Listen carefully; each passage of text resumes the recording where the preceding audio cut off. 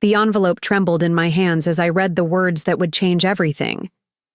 We regret to inform you that your position at Westlake Medical Center has been terminated, effective immediately. 32 years of service, and they couldn't even tell me to my face. Just a formal letter left on my desk Friday afternoon, ensuring I'd find it after everyone else had conveniently left for the weekend. Before we jump back in, tell us where you're tuning in from, and if this story touches. You make sure you're subscribed, because tomorrow I've saved something extra special for you. I sat in my car in the empty parking lot, staring at the hospital building where I'd spent more than half my life. The sky had darkened, raindrops beginning to patter against the windshield, matching the tears threatening to spill from my eyes. They'd cited budgetary restructuring as the reason for my dismissal.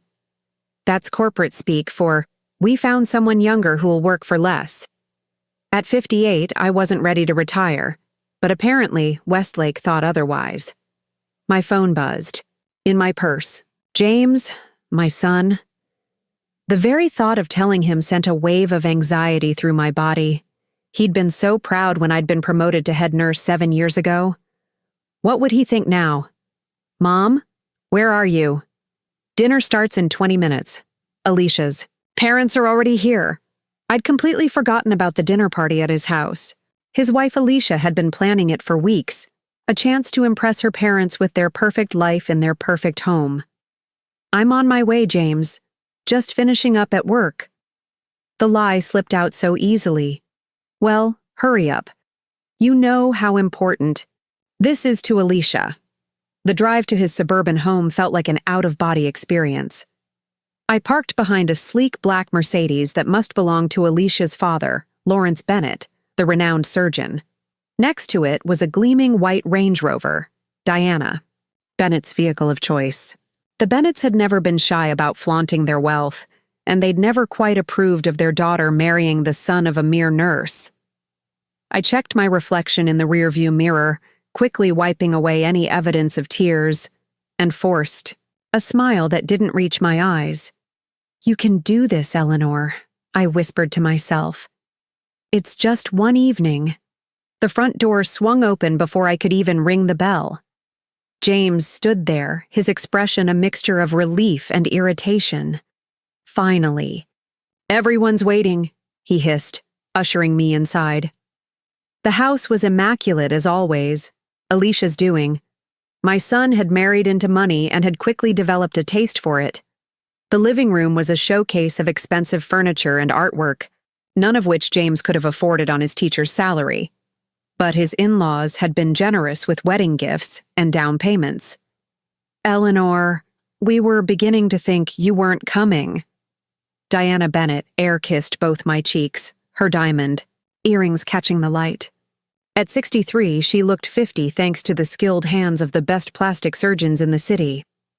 Lawrence Bennett offered a curt nod from his position near the fireplace, tumbler of scotch in hand. Working late again? The hospital must really run you ragged. I swallowed hard, the termination letter feeling like it was burning a hole in my purse. You know how it is, I replied vaguely. Alicia emerged from the kitchen, her pregnant belly leading the way. 7 months along with my first grandchild. She was beautiful in her maternity dress, but her smile tightened slightly upon seeing me. Eleanor, you're here. We can finally eat. She glanced at my simple blouse and slacks with barely concealed disapproval. I hadn't had time to change into anything more suitable for their dinner party. Throughout the meal, I pushed food around my plate. My appetite vanished. The conversation flowed around me, Lawrence discussing his latest surgical innovation, Diana talking about her women's charity foundation, James sharing anecdotes from his high school English classes, and Alicia detailing her plans for the nursery. We've hired the most amazing designer, she gushed. He's done nurseries for celebrities. It's going to cost a fortune, but Daddy thinks it's worth it for his first grandchild. Lawrence nodded indulgently. Nothing but the best for my daughter and grandson. We find out next week if it's a boy or girl, James corrected. But we're thinking it's a boy. Diana turned to me suddenly. Eleanor, you've been awfully quiet tonight. Everything all right at the hospital? 5 faces turned to me expectantly. I opened my mouth, not knowing what would come out. Actually, Mom's probably just tired, James interrupted. Those double shifts must be exhausting. But hey, at least the overtime pay is good, right? The way he said it made something twist inside me. The casual assumption that my primary value was as an income source. Had it always been that way? Actually, I started again, setting down my fork. I lost my job today. The silence that followed was deafening. Lawrence's eyebrows shot up. Diana's hand froze midway to her wine glass. Alicia's mouth formed a perfect O of shock. And James, my son's face darkened like a thundercloud. "What do you mean you lost your job?" he asked slowly. I pulled the letter from my purse and placed it on the table. Budget cuts, 32 years, and they let me go with a form letter. "But that's your entire income," James said, as though I might not have realized this fact. "I'm aware," I replied, my voice steadier than I felt. "I'll start looking for something else on Monday." Lawrence cleared his throat uncomfortably. "At your age, Eleanor, the medical field isn't exactly known for embracing older workers."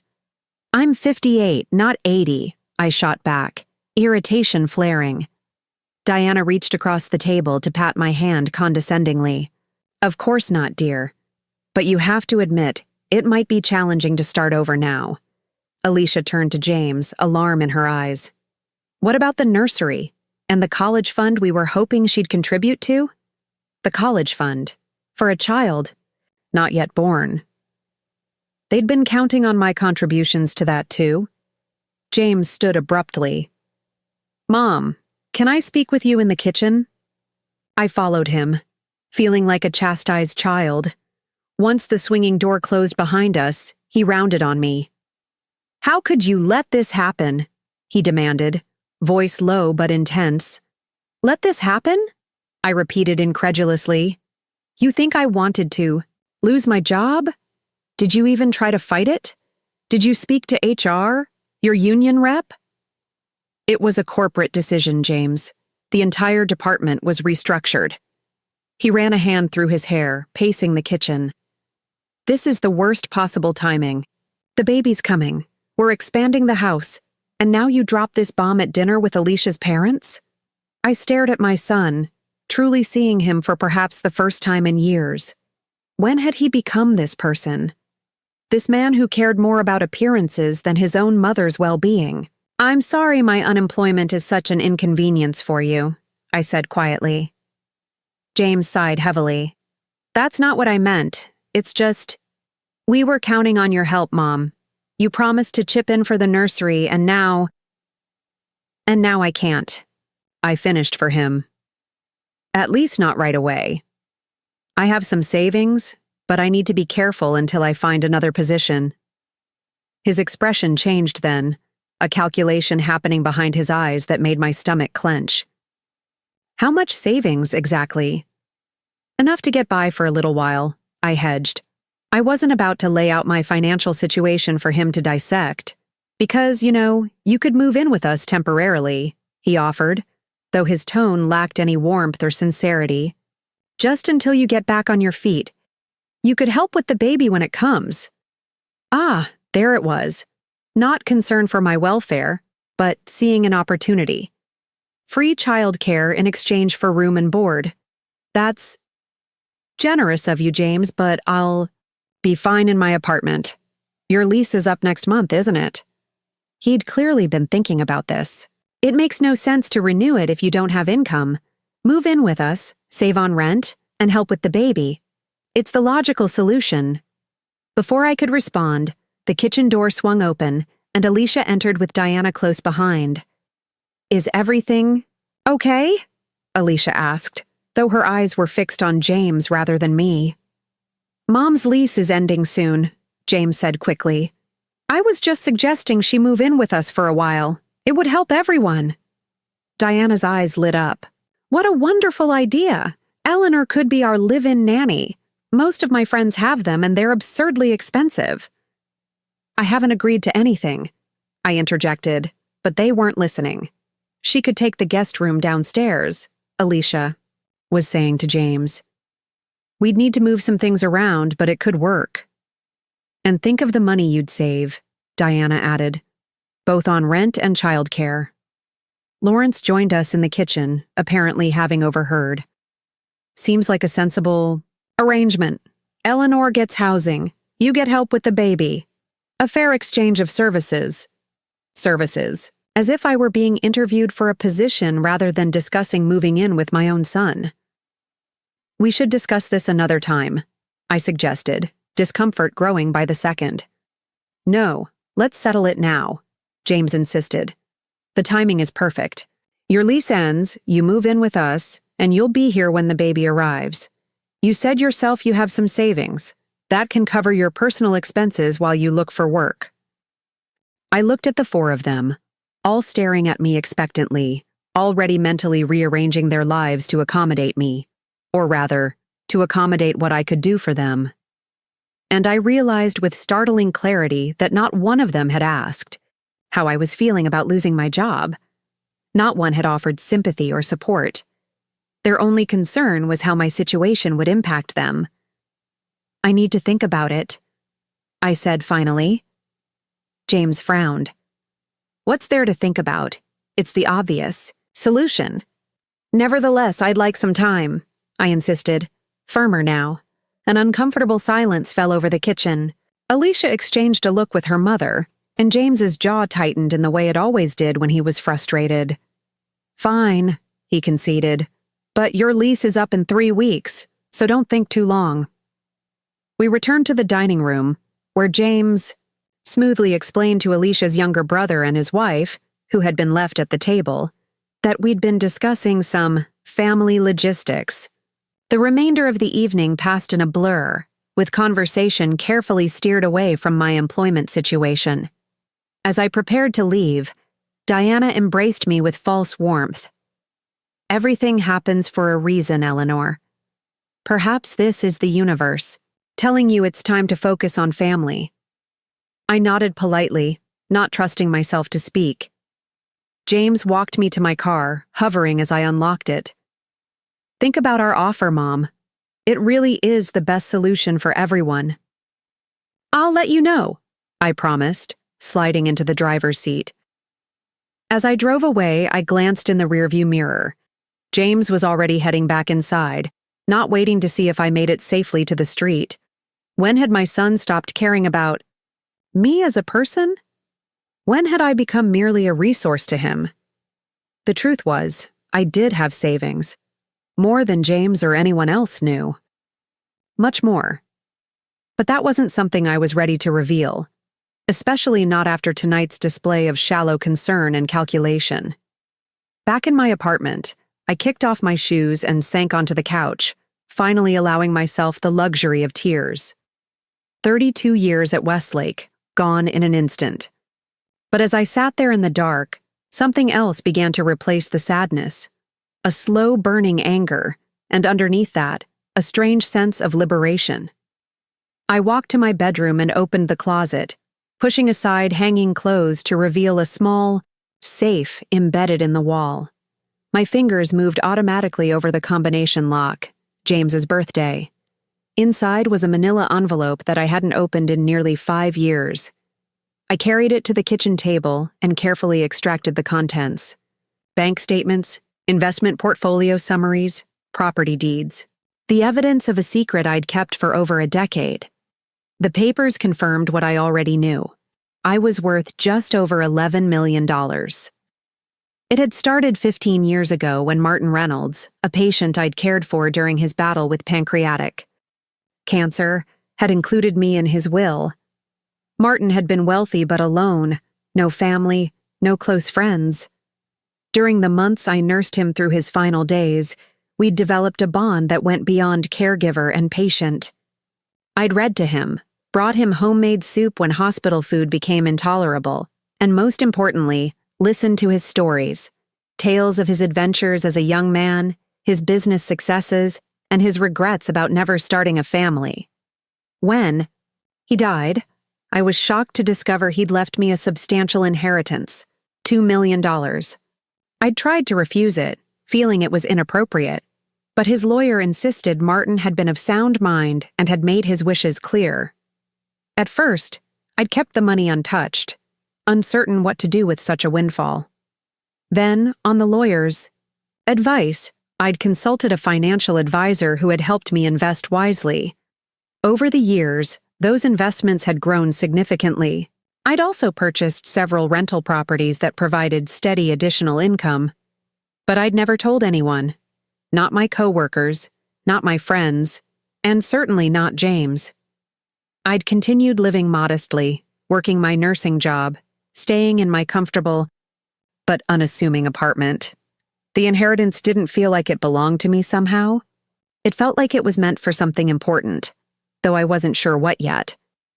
James had been in college when I received the inheritance. I'd considered using it to pay his tuition, but he'd already secured scholarships and loans. By the time he graduated and married Alicia, he'd become increasingly distant, absorbed into her wealthy family's lifestyle. The gap between us had widened gradually but steadily. I'd kept my wealth secret partly out of a desire for privacy, partly from a fear that it would change how people saw me, and partly because I was waiting for the right moment, perhaps retirement, to put it to good use. But now, staring at the evidence of my hidden fortune, I wondered if that moment had arrived sooner than expected. The question was, what would I do now? Move in with James and Alicia as they suggested, and become their unpaid nanny while sitting on millions? Or reveal my financial situation and watch their attitudes transform instantly from calculating to fawning? Neither option appealed to me. My phone buzzed with a text from James. "Have you thought about our offer? Need to know soon so we can prepare the room." Not even 24 hours, and he was already pressuring me for an answer. I set the phone aside without responding and returned to my financial records. Among the papers was information about a luxury condominium development downtown that I'd invested in 3 years ago. Construction had recently been completed, and as an early investor, I had first rights to purchase one of the units at a preferred rate. I'd been considering it as a potential retirement location someday, but perhaps someday had just arrived. Pulled out my laptop and looked up the development, the Riverside Towers. The images showed gleaming glass and steel structures overlooking the river, with amenities including a rooftop garden, indoor pool, fitness center, and 24-hour concierge service. The available 3-bedroom unit on the 18th floor offered panoramic views of the city and river. It was beautiful. It was available. And it was entirely within my means. I picked up my phone and dialed the number for the sales office, leaving a message expressing my interest in viewing the property as soon as possible. Then I drafted a polite but firm text to James. "I appreciate your offer, but I've decided to make other arrangements for my living situation. I'll let you know my plans once they're finalized." His response came almost immediately. "What other arrangements? You don't have a job." I didn't dignify that with a response. Instead, I poured myself a glass of wine and returned to the couch, financial documents spread before me, planning my next steps with a clarity and purpose I hadn't felt in years. The call from the real estate agent came the following morning. She could show me the condominium at noon. Perfect. As I dressed in one of my nicer outfits, a navy blue pantsuit I usually reserved for important meetings at the hospital, my phone rang again. "James. Mom. What's going on? What other arrangements are you talking about?" I took a deep breath. "I'm exploring my options, James. That's all." "What options? You were just laid off." "Unless..." His voice took on an accusatory tone. "Have you been hiding something from me? Do you have money I don't know about?" The directness of the question caught me off guard. "My finances are my business, James." "So that's a yes," he pressed. "All these years you've been holding out on us while we struggled. Do you know how hard it's been for us to keep up with the Bennetts? The pressure Alicia feels from her family? And all along, you could have helped. His words struck me like physical blows. The entitlement, the assumption that any money I had should automatically flow to him. It was breathtaking in its selfishness. James, I worked hard for 32 years. If I've managed to save something for myself, that's my prerogative. But we're family, he exclaimed, as if that single word entitled him to everything I had. Families help each other. We offered you a place to live in exchange for free childcare, I reminded him quietly. So what? That's how families work. Everyone contributes. I closed my eyes, trying to maintain my composure. James, I need to go. We can talk about this later. No, we need to talk now. How much money do you have, Mom? And why have you been keeping it from us? Goodbye, James, I said firmly, and ended the call. He called back immediately. I let it go to voicemail, then again, and again. Eventually, I silenced my phone entirely. The Riverside Towers was even more impressive in person than in photos. The lobby featured marble floors, a cascading water feature, and elegant seating areas where residents could socialize or wait for guests. The concierge greeted me warmly, and the sales agent, Vanessa, exuded professional enthusiasm as she escorted me to the private elevator that would take us to the 18th floor. The Riverview Suite is one of our premium offerings, she explained as we ascended. 3 bedrooms, 3 baths, a chef's kitchen, and of course, the views are simply unparalleled. The elevator doors opened directly into the foyer of the condominium, and I had to suppress a gasp. Floor-to-ceiling windows showcased the river and city skyline. The open-concept living area flowed seamlessly into a dining space and gourmet kitchen with gleaming quartz countertops. Hardwood floors, custom cabinetry, high ceilings. It was a far cry from my modest apartment, or even James and Alicia's suburban home. The master suite is this way. Vanessa guided me through the unit. Note the walk-in closet and the ensuite bathroom with soaking tub and separate shower. I followed in a daze, trying to imagine myself living in such luxury. Could I? Should I? For so long, I'd lived modestly despite my wealth, partly out of habit and partly from some vague sense that extravagance wasn't meant for someone like me. But why not? Why shouldn't I enjoy the fruits of my investments and good fortune? What's the asking price? I inquired, trying to sound casual. Vanessa named a figure that would have made me faint a decade ago, but now represented less than a fifth of my net worth. As an early investor, you're eligible for our preferred pricing, she added, and we have several financing options available. I won't need financing, I heard myself say. I can pay in cash. Vanessa's professional smile widened slightly. Excellent. That would certainly expedite the process. How soon were you looking to move in? As soon as possible, I replied. My current lease is ending soon. We could probably close within 2 weeks if you're interested. The unit is move-in ready. I walked back to the main living area, standing before the massive windows and looking out at the city I'd lived in my entire life, but had never seen from this vantage point. I'll take it, I decided. By the time I returned to my apartment, the paperwork was underway. I'd placed a substantial deposit and set the closing for exactly 2 weeks from today. I felt lightheaded with the enormity of my decision, but also exhilarated. For perhaps the first time in my adult life, I'd made a major choice based solely on what I wanted, not on what was practical or what others expected of me. My silenced phone showed 17 missed calls from James and a flurry of increasingly angry texts. Why aren't you answering? We need to talk about this. I can't believe you've been keeping secrets. Alicia is upset. Thanks a lot. If you have money, you have a responsibility to help with your grandchild's future.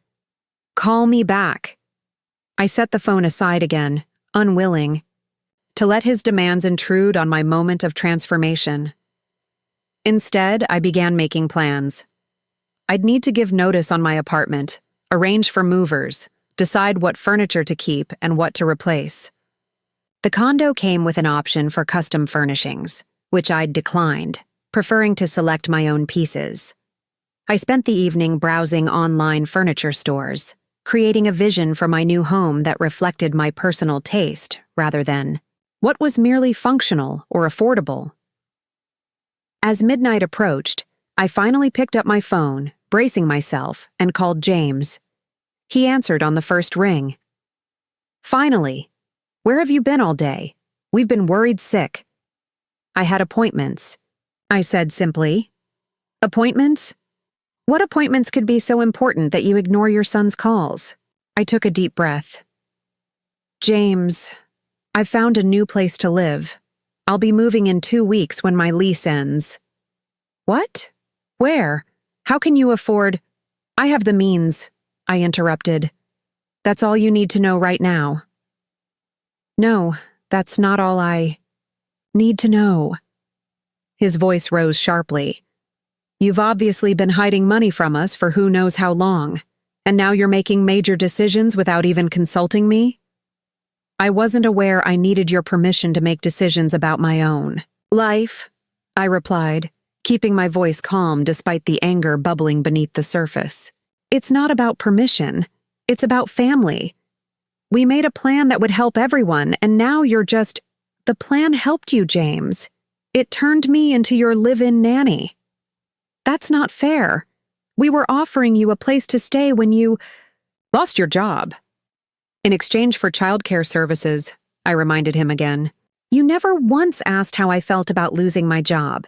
You never offered sympathy or support. Your only concern was how my situation would impact you." There was a pause. Then James's voice returned, softer but still tense. "That's not true. We care about you, Mom, but we also have to think practically. The baby's coming, and we need help. Then hire help, like any other couple would do.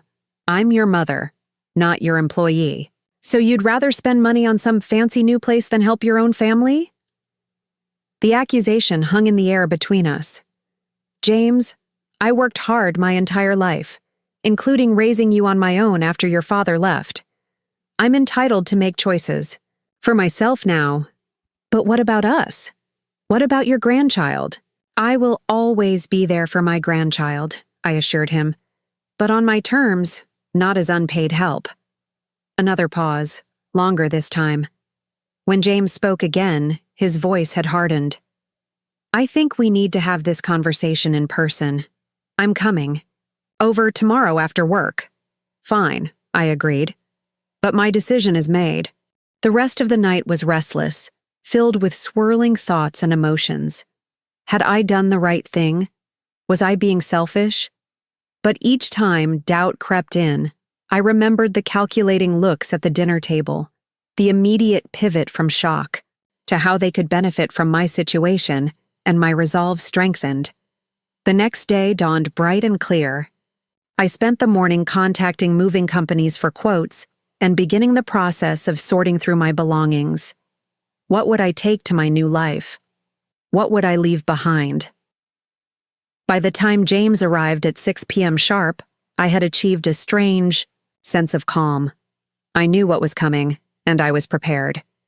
He didn't bother with pleasantries. "All right, let's cut to the chase," he said as soon as I closed the door behind him. "How much money do you have, and how long have you been hiding it? From us?" I gestured for him to sit down. "Would you like something to drink first?" "I don't want a drink, Mom. I want answers." I settled into my favorite armchair, facing him across the coffee table. "My financial situation is private, James. It always has been." "Not when it affects this family? It isn't. We've been struggling to meet Alicia's parents' expectations, trying to give our child the kind of start in life they had, and all this time you've been—" "What? Hoarding money?" The accusation stung. "I haven't been hoarding anything. I've been living within my means and making responsible decisions." "But you have money," he pressed. Enough to get a new place right away without even looking for. Another job first, I nodded slowly. Yes, I have savings. How much? That's not your concern. James leaped up from the couch, pacing in frustration. Of course it's my concern. I'm your son. If you have resources, they should be benefiting this family, my family. And there it was. The heart of the matter laid bare with breathtaking clarity. In James's view, anything I had automatically belonged to him by extension. My lifetime of work, my careful investments, even an inheritance left to me specifically, all of it should flow to him and his new family, without question. James, I said quietly, sit down, please. Something in my tone must have reached him because he reluctantly returned to the couch. I'm going to say something that may be difficult for you to hear, I continued. But it needs to be said. You are not entitled to my money. Not the money I earned through decades of work. Not any investments I've made. Not any gifts or inheritances I've received. None of it. His face flushed with anger. So you admit it. You have been keeping secrets. From us. I've maintained privacy about my finances, yes, and given your reaction right now, I was right to do so. How can you say that? We're family. Yes, we are. And I love you. I always will. But being family doesn't mean I'm obligated to fund your lifestyle or subsidize your choices. This isn't about lifestyle, he exploded. This is about my child, your grandchild. Don't you want what's best for them? Of course I do, I replied evenly. And I'll be there for my grandchild in many ways. But your expectation that I should simply hand over my resources or provide free childcare on your terms is unreasonable. James stared at me as if seeing a stranger. Who are you? He whispered. My mother would never talk like this. My mother would do anything to help her family. The words cut deep, but I held firm. I am your mother. I'm also a woman who has worked hard her entire life and deserves to make her own choices. Those two things aren't mutually exclusive. He stood again, shaking his head in disbelief. I can't believe this. Wait until I tell Alicia and her parents. They were right about you all along. I raised an eyebrow. Right about what, exactly? That you're... He hesitated, then plunged ahead. Selfish, cold. That you didn't understand our world or what it takes to belong in it. Each word was like a knife, but I refused to show how deeply they wounded me. If that's what they think of me, what you think of me, then perhaps it's best we take some time apart. Fine, he snapped, grabbing his jacket. But don't come crying to us when you realize how lonely your money is. When you're old and sick and need someone to care for you, remember this moment, when you chose your precious savings over your own family. He stormed to the door, then turned back, his expression cruel in a way I'd never seen before. And don't expect to be welcome in our home or our child's life until you make this right. The door slammed behind him with such force that the framed photos on my wall rattled. One fell to the floor, the glass shattering. A picture of James. At his college graduation, his arm around my shoulders, both of us smiling broadly at the camera. I stared at the broken frame for a long moment, then carefully picked it up, mindful of the glass shards. The metaphor wasn't lost on me. Something irreparable had just happened between my son and me. A line had been crossed that we might never walk back from. Yet amid the pain and grief, I felt something else stirring, a quiet determination. I would not be manipulated, not even by my own child. I would not apologize for having resources or for choosing to use them as I saw fit. I would not surrender my autonomy or self-respect, even for love. As I swept up the broken glass, I made a decision. I would move forward with my plans. I would create the life I wanted, on my terms. And if James couldn't accept that, couldn't see me as a person deserving of respect and autonomy rather than just a resource to be tapped, then perhaps the distance between us was necessary, painful, but necessary.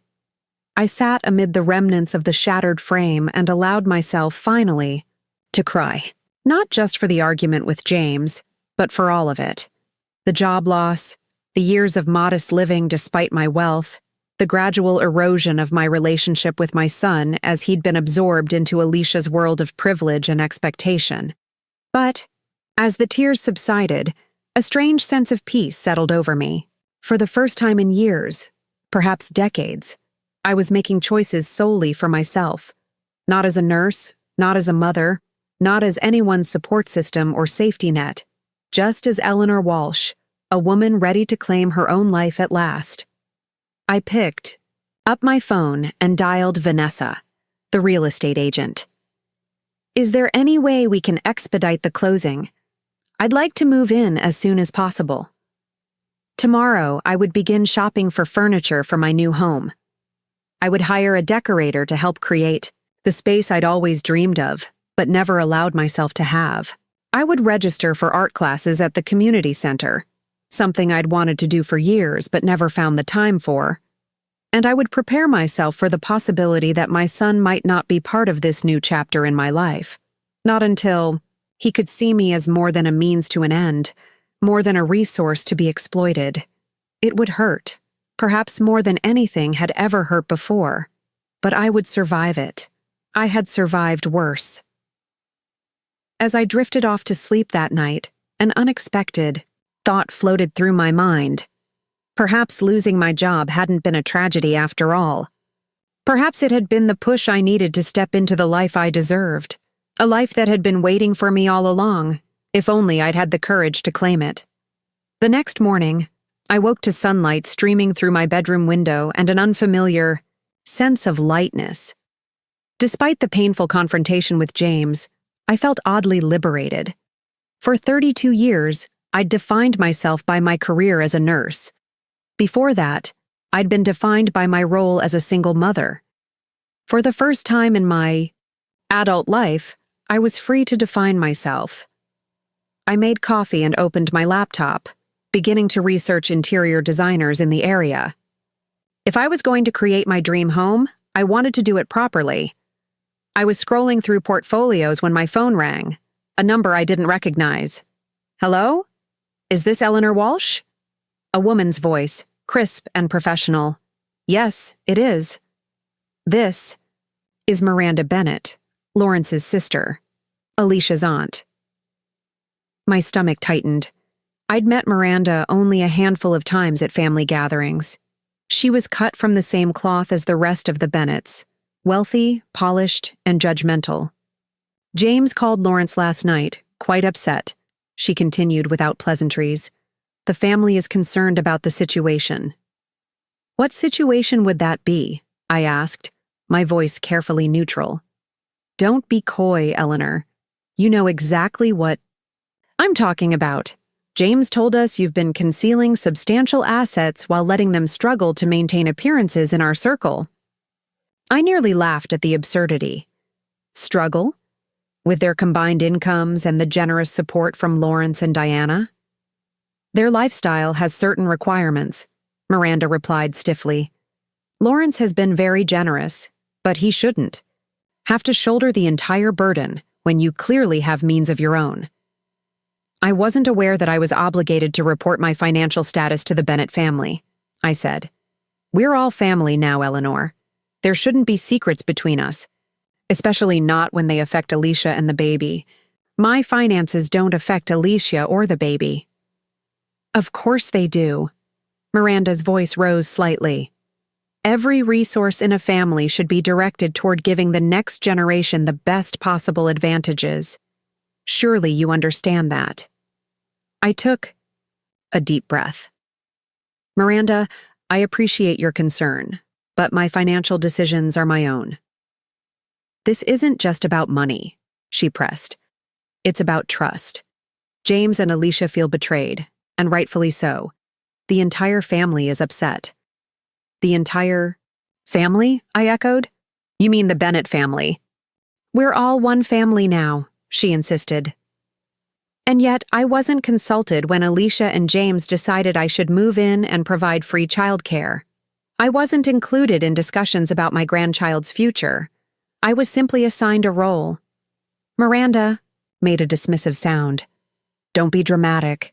They were offering you a place to stay when you lost your job. Most mothers would be grateful. Most mothers wouldn't be treated as hired help by their own children. Well, Miranda's tone chilled. Several degrees. I can see we're not going to have a productive conversation. I'll tell Lawrence and Diana that I tried. But I should warn you, Eleanor, the Bennetts have significant influence in this city. If you're planning to look for another nursing position, it would be unfortunate if doors were closed to you. The eye. Threat hung in the air, bold and unmistakable. Are you threatening me, Miranda? Of course not, she backpedaled smoothly. I'm simply pointing out that family support works both ways. We help those who help us. Thank you for the clarification, I replied, my tone as icy as hers. Is there anything else? Just think about what you're doing, Eleanor. Is your pride worth losing your family over? Before I could respond, she hung up. I sat motionless, coffee cooling in my mug, stunned by the conversation. The Bennetts were mobilizing against me, treating my financial autonomy as a betrayal of the family. And they were threatening my career prospects. Not that I needed another nursing job with my current resources, but they didn't know the full extent of my wealth. My phone chimed with a text from Vanessa. Good news! We can expedite closing to next Friday if you're available to sign paperwork tomorrow. I texted back immediately. Perfect. What time tomorrow? 9 days. In 9 days, I could leave this apartment and all its memories behind. I could start fresh in my new home, create the life I wanted. The thought was both terrifying and exhilarating. I spent the rest of the morning researching moving companies and creating an inventory of what I would take to my new home and what I would replace. By noon, I'd scheduled 3 estimates for the following day and had compiled a detailed list of furniture I wanted to purchase. The doorbell rang just as I was making lunch. Through the peephole, I was surprised to see Diana Bennett standing in my hallway, looking uncomfortable and out of place in her designer outfit and pearl necklace. I opened the door cautiously. Diana, this is unexpected. She gave a tight smile. May I come in? I think we should talk. I hesitated, then stepped aside to let her enter. She surveyed my modest apartment with poorly disguised judgment, her gaze lingering on the mismatched furniture and the worn spots in the carpet. Would you like some tea? I offered, more from ingrained politeness than genuine hospitality. No, thank you. I won't stay long. She perched on the edge of my couch as if afraid it might soil her expensive slacks. I wanted to speak with you directly, woman to woman, mother to mother. I sat across from her in my armchair, waiting. Eleanor, I understand you've had a shock losing your job, she began, her voice carefully modulated to project sympathy. And perhaps we, the family, could have been more sensitive to that. Perhaps, I agreed neutrally. But James tells me you're planning to purchase some expensive new home rather than helping with your grandchild. Is that true? I'm moving when my lease ends, I confirmed. I've found a place that suits my needs. And you can afford this on your savings? The skepticism in her voice was unmistakable. Yes, I can. Diana leaned forward, her expression earnest. Eleanor, we've never been close, and perhaps that's partly my fault. But we both want what's best for our children and grandchildren, don't we? Of course. Then you must see that this behavior, hiding assets, refusing to help, moving away just when they need you most, it's not what a good mother does. I felt heat rising to my face. A good mother? Like you, Diana? Teaching your daughter that her worth comes from her proximity to wealth? That family members are valued only for what resources they bring to the table? Diana's eyes widened in shock. How dare you? I've given Alicia every advantage. Yes, and apparently taught her that she's entitled to everyone else's resources, as well. That is not— Diana stopped, visibly composing herself. I didn't come here to argue. I came to reason with you, mother to mother. There's nothing to reason about. I'm making choices for my life, as is my right. But your choices affect others. Alicia is distraught. The stress isn't good for the baby. Alicia is upset because she can't access money she didn't know existed. Until 2 days ago, I pointed out. That's not stress. That's entitlement. Diana stood abruptly. I can see this was a waste of time. I had hoped we could resolve this privately, but clearly, you're determined to be difficult. Is that what standing up for myself is called in your world? Being difficult? She brushed imaginary lint from her slacks. Lawrence was right about you from the beginning. You never belonged in our family circle. I only hope James comes to his. Senses and realizes the mistake he made. The word stung, but I refused to show it. Is that a threat to encourage my son to cut ties with me? It's an observation, Diana replied coldly. Family loyalty clearly means nothing to you. Why should it mean anything to him? After she left, I sat in stunned silence, replaying her words. The Bennetts were positioning me as the villain, the selfish mother who abandoned her family in their time of need. They were twisting reality, recasting my financial independence as a betrayal, my desire for autonomy as selfishness, and they were working to turn James against me. Though, from our last conversation, it seemed they'd already succeeded. My phone rang again, Alicia this time. I let it go to voicemail, not trusting myself to have a calm conversation. Her message was tearful, accusing. How could you do this to us? To your own grandchild? I thought you cared about our family. I turned off my phone, needing space from the emotional manipulation. Then I grabbed my purse and car keys, suddenly desperate to get out of the apartment, away from the encroaching sense that I was being besieged from all sides. I drove without a clear destination, eventually finding myself at River Park, a peaceful green space along the waterfront. I walked along the path, watching families with young children, elderly couples on benches, joggers and dog walkers enjoying the spring afternoon. Would I be part of my grandchild's life? Would James follow through on his threat to keep the baby away from me unless I capitulated to their demands? The thought sent a spike of pain through my heart. I wanted to know my grandchild, to be the kind of loving, supportive grandmother I'd never had myself. But at what cost? Complete surrender of my autonomy? Endless financial support with no boundaries? Relegation to the role of unpaid household? Help? I sat on a bench overlooking the river, the same river my new condominium would look out upon. A family passed by, mother, father, and a toddler taking wobbly steps between them, each parent holding one tiny hand. The scene blurred as tears filled my eyes. Rough day? I turned to find an older gentleman had settled at the other end of my bench. He was perhaps in his 70s, with silver hair and kind eyes behind wire-rimmed glasses. I'm sorry, I said, hastily wiping my eyes. I didn't mean to disturb you. You didn't, he assured me. But you looked like you could use a friendly ear. Sometimes it's easier to talk to a stranger. Under normal circumstances, I would have politely declined and moved on. But there was something comforting about his presence, and I found myself unexpectedly relieved at the prospect of an objective listener. My son is angry with me, I said simply. The man nodded thoughtfully. Children can break our hearts in ways no one else can. They know exactly where to aim. Yes, I agreed, surprised by his insight. They do. May I ask what happened? Only if you want to share, of course. I hesitated, then gave him the condensed version, losing my job, the family's reaction, the discovery of my financial resources, and the subsequent fallout.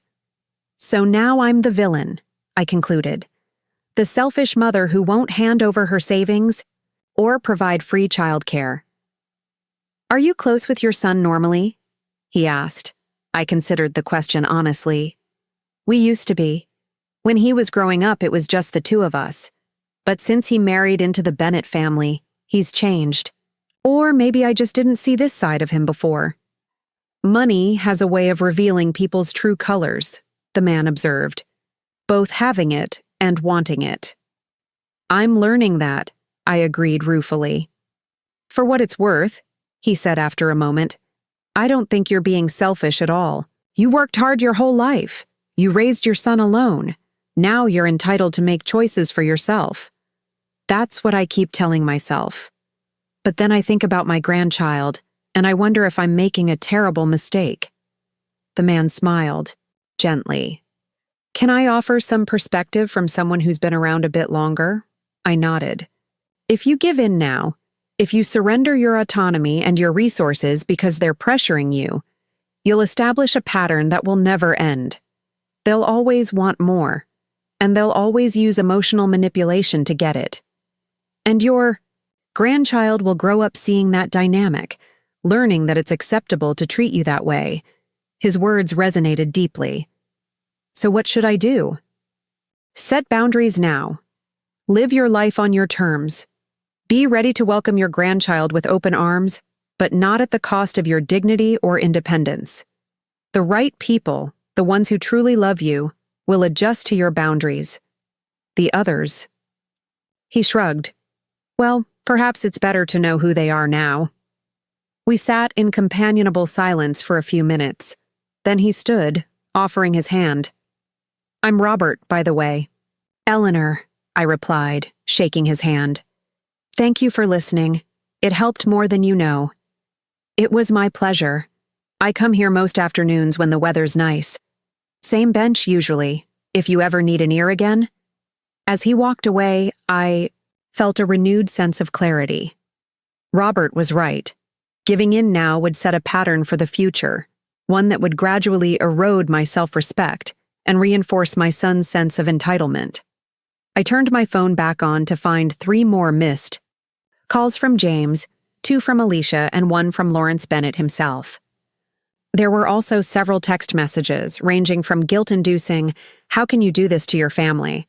to vaguely threatening, "Lawrence says if you're determined to be difficult, he can be difficult too." Instead of responding to any of them, I called Vanessa. "I'd like to add furniture selection services to our agreement," I said when she answered, "and I'm interested in meeting with a decorator as soon as possible." "Of course," she replied enthusiastically. "I can set up a meeting with our design team tomorrow after the paperwork signing if that works for you." Perfect. The following days passed in a whirlwind of activity. I signed the paperwork for the condominium, met with the design team to select furniture and finishings arranged for movers, and began the process of sorting through 3 decades of possessions.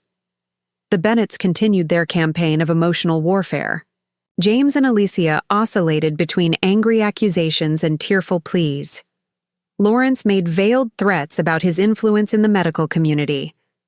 Diana sent increasingly dramatic texts about Alicia's pregnancy stress and how I would be responsible if anything happened to the baby. I didn't respond to any of it, focusing instead on my move and my future. Each box I packed felt like shedding a layer of my old life. Each decision about my new home, from the color scheme to the artwork to the kitchen appliances, felt like an affirmation of my right to prioritize my own happiness. 6 days before my move, I returned from a meeting with the design team to find James sitting on the steps outside my apartment building.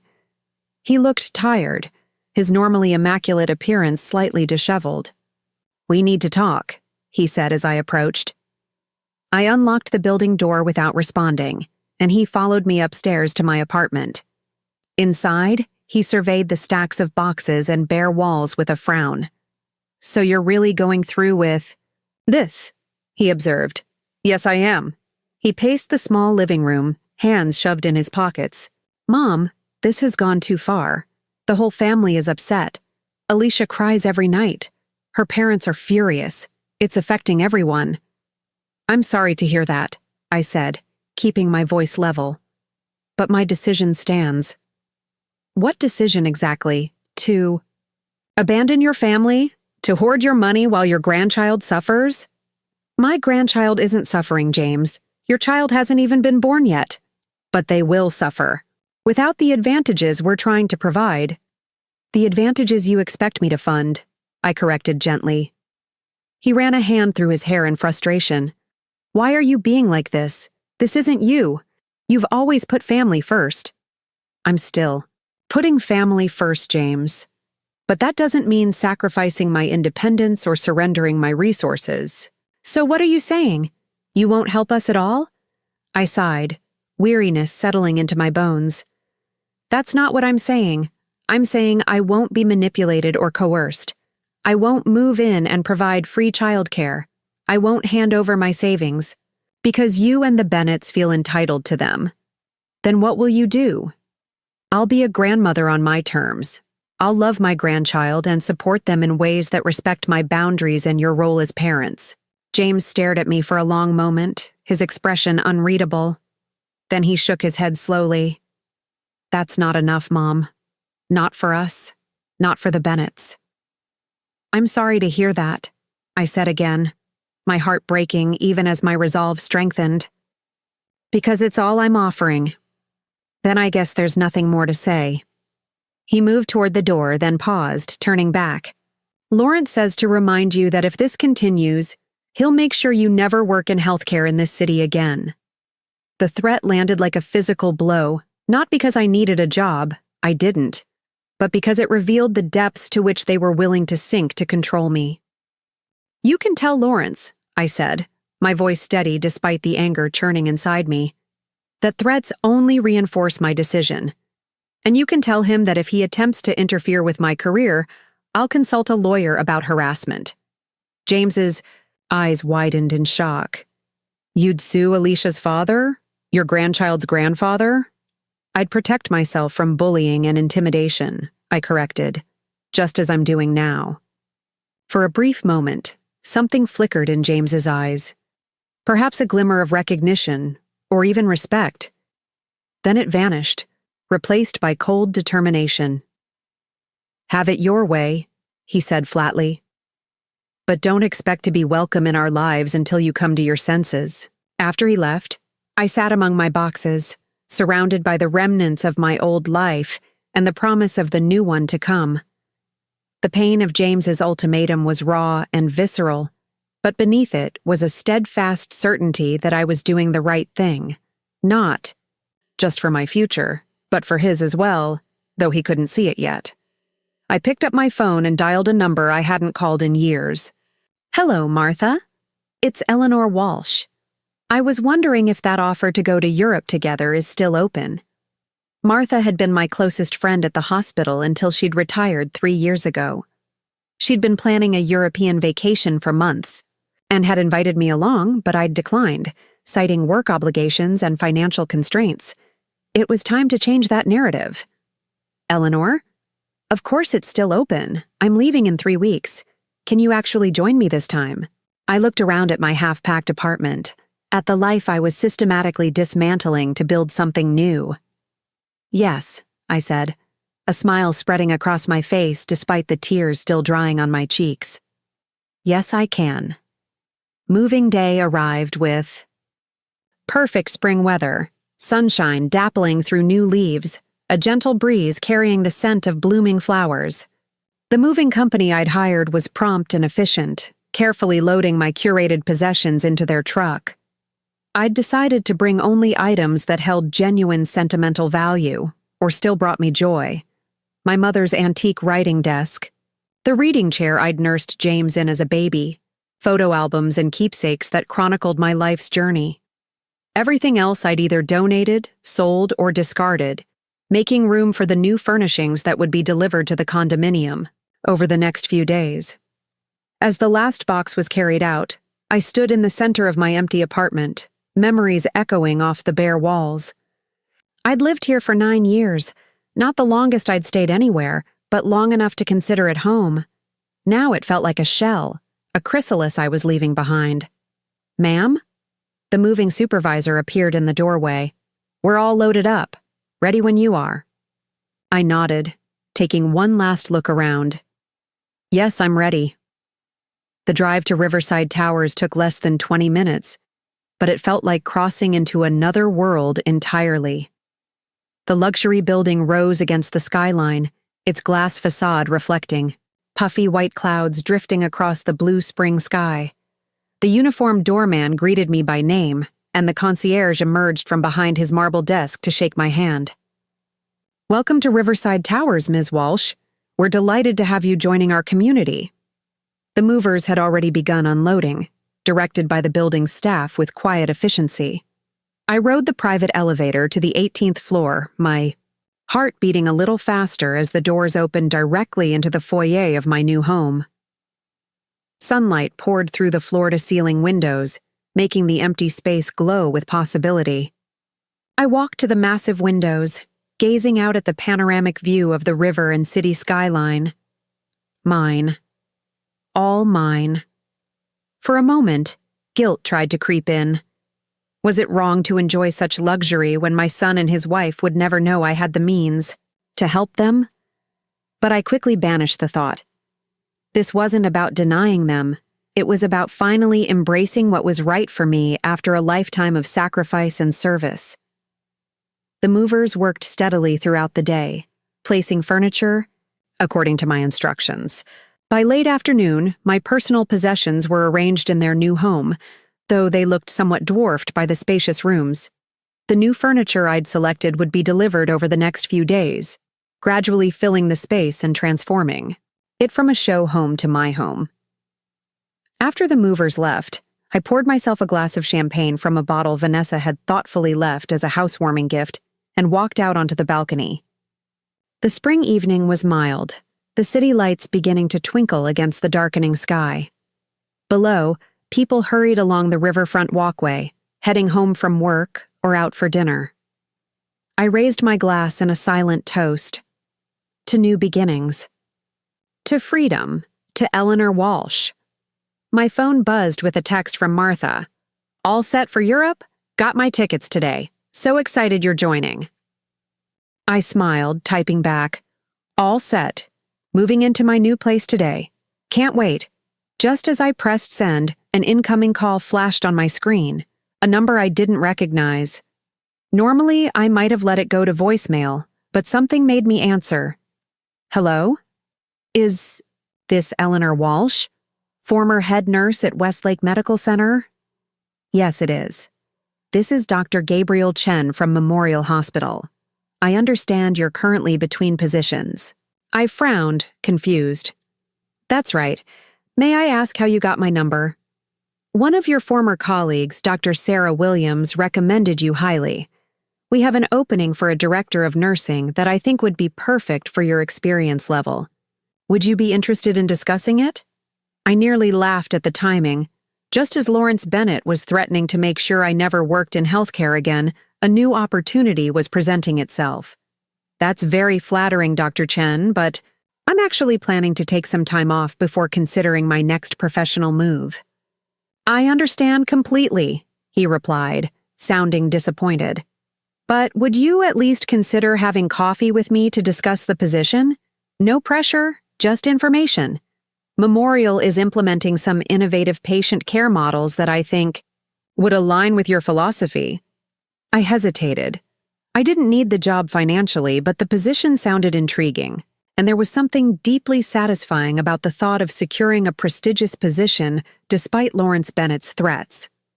I could do coffee next week, I offered. Excellent. How about Wednesday at 10? There's a cafe near the hospital called Bean Trust. That works for me. After we hung up, I returned to the balcony, sipping my champagne and reflecting on this unexpected development. I didn't have to take the job. I could still go to Europe with Martha, still take time to rediscover who I was beyond my career and motherhood.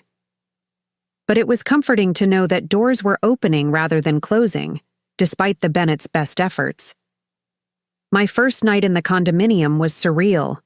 The unfamiliar space, the city lights glimmering through windows with no curtains yet, the echo of my footsteps on hardwood floors. I slept in my familiar bed, though everything around it was new, a strange juxtaposition of past and present that felt symbolic of my life at that moment. I woke the next morning to sunlight streaming through the east-facing windows of my bedroom. For a moment, I was disoriented, then reality rushed back. This was my new home, my new life. After coffee on my balcony, watching the morning bustle along the riverfront below, I decided to explore my new neighborhood. The concierge provided a neighborhood guide and recommendations for local shops and restaurants. As I strolled along the riverfront promenade, a familiar figure caught my eye. Robert, the gentleman from the park bench. He was seated at an outdoor cafe, reading a newspaper. Robert? I approached hesitantly. He looked up, recognition lighting his face. Eleanor! What a pleasant surprise. I just moved into Riverside Towers, I explained, gesturing toward the gleaming building nearby. Did you now? His eyes twinkled. Quite a step up from what you described before. It's a big change, I admitted. Would you join me for coffee? I'd love to tell you about it. Over the next hour, I found myself sharing the full story with Robert, not just the condensed version I'd given at the park, but everything from Martin Reynolds' inheritance to the confrontations with the Bennetts, to my upcoming European trip. There was something about Robert that invited confidence, his kind eyes and thoughtful responses making me feel heard in a way I hadn't experienced in years. So you see, I concluded, I'm at a crossroads. I have this job offer that sounds interesting, but I've also committed to this trip with Martha, and I'm still processing everything that's happened with James and the Bennetts. Robert folded his newspaper thoughtfully. May I ask a personal question, Eleanor? I nodded. In all your planning, the new home, the trip, even considering this job, what would make you happiest? Not what makes practical sense, not what others would approve of, but what would bring you joy? I considered his question seriously. I think I want to discover who I am outside of work and motherhood. I've defined myself by serving others for so long that I'm not sure I know who Eleanor is anymore. Then that's your answer, he said simply. Take the trip. Give yourself space to breathe and rediscover yourself. The job will still be there when you return, or another one will be. You have that luxury now. He was right, I realized. For the first time in my life, I didn't have to make decisions based on financial necessity or familial obligation. I could choose based solely on what brought me fulfillment. What about you, Robert? I asked impulsively. What's your story? A shadow passed over his face. Oh, mine's not nearly as interesting as yours. Retired widower, spending my days reading newspapers and offering unsolicited advice to strangers in parks. There was something in his tone that suggested deeper waters, but I didn't press. We all had our stories, our private pains. Well, I'm grateful for your unsolicited advice, I told him sincerely. It helped more than you know. We parted with a tentative plan to meet again before my European trip, and I continued my exploration of the neighborhood with a lighter heart. Over the next several days, my condominium transformed as new furniture was delivered and arranged. The decorator I'd hired worked wonders, creating spaces that felt both elegant and comfortable, a reflection of who I was becoming rather than who I'd been. I decided to take Robert's advice and commit fully to my European adventure with Martha. When I met with Dr. Chen for coffee, I was honest about my plans. I'm flattered by your interest, Dr. Chen, but I'll be traveling for at least 2 months. If the position is still open when I return, I'd be happy to discuss it further. To my surprise, he was understanding.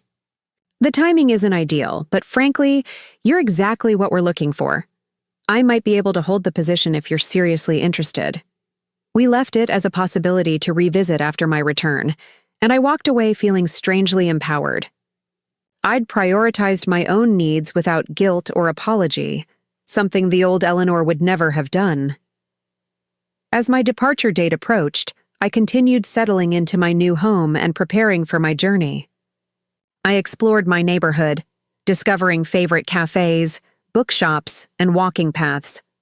I joined a yoga class at the building's fitness center and attended a wine tasting in the community room, gradually meeting my neighbors, mostly professionals, empty nesters, and retirees, all friendly but respectful of privacy in the way that only luxury building residents can be. Throughout this time, I received no further communication from James or the Bennetts. My calls and texts went unanswered, and the silence, while painful, reinforced my conviction that I'd made the necessary choice. They had drawn their line in the sand, and I had held my ground. 2 days before my departure for Europe, I was returning from a final shopping trip when the concierge called me over. "Ms. Walsh, you had a visitor earlier. She didn't want to leave. Her name, but she asked me to give you this."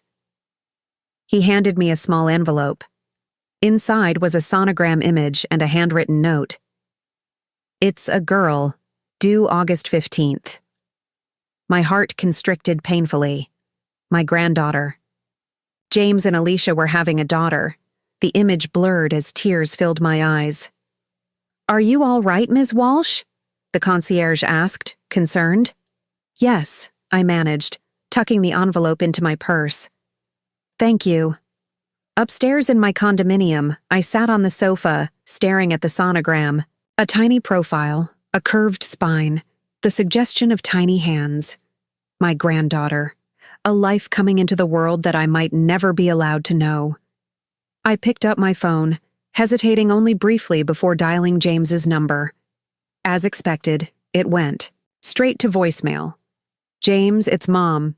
Thank you, or Alicia, for sending the sonogram. She's beautiful. My voice caught.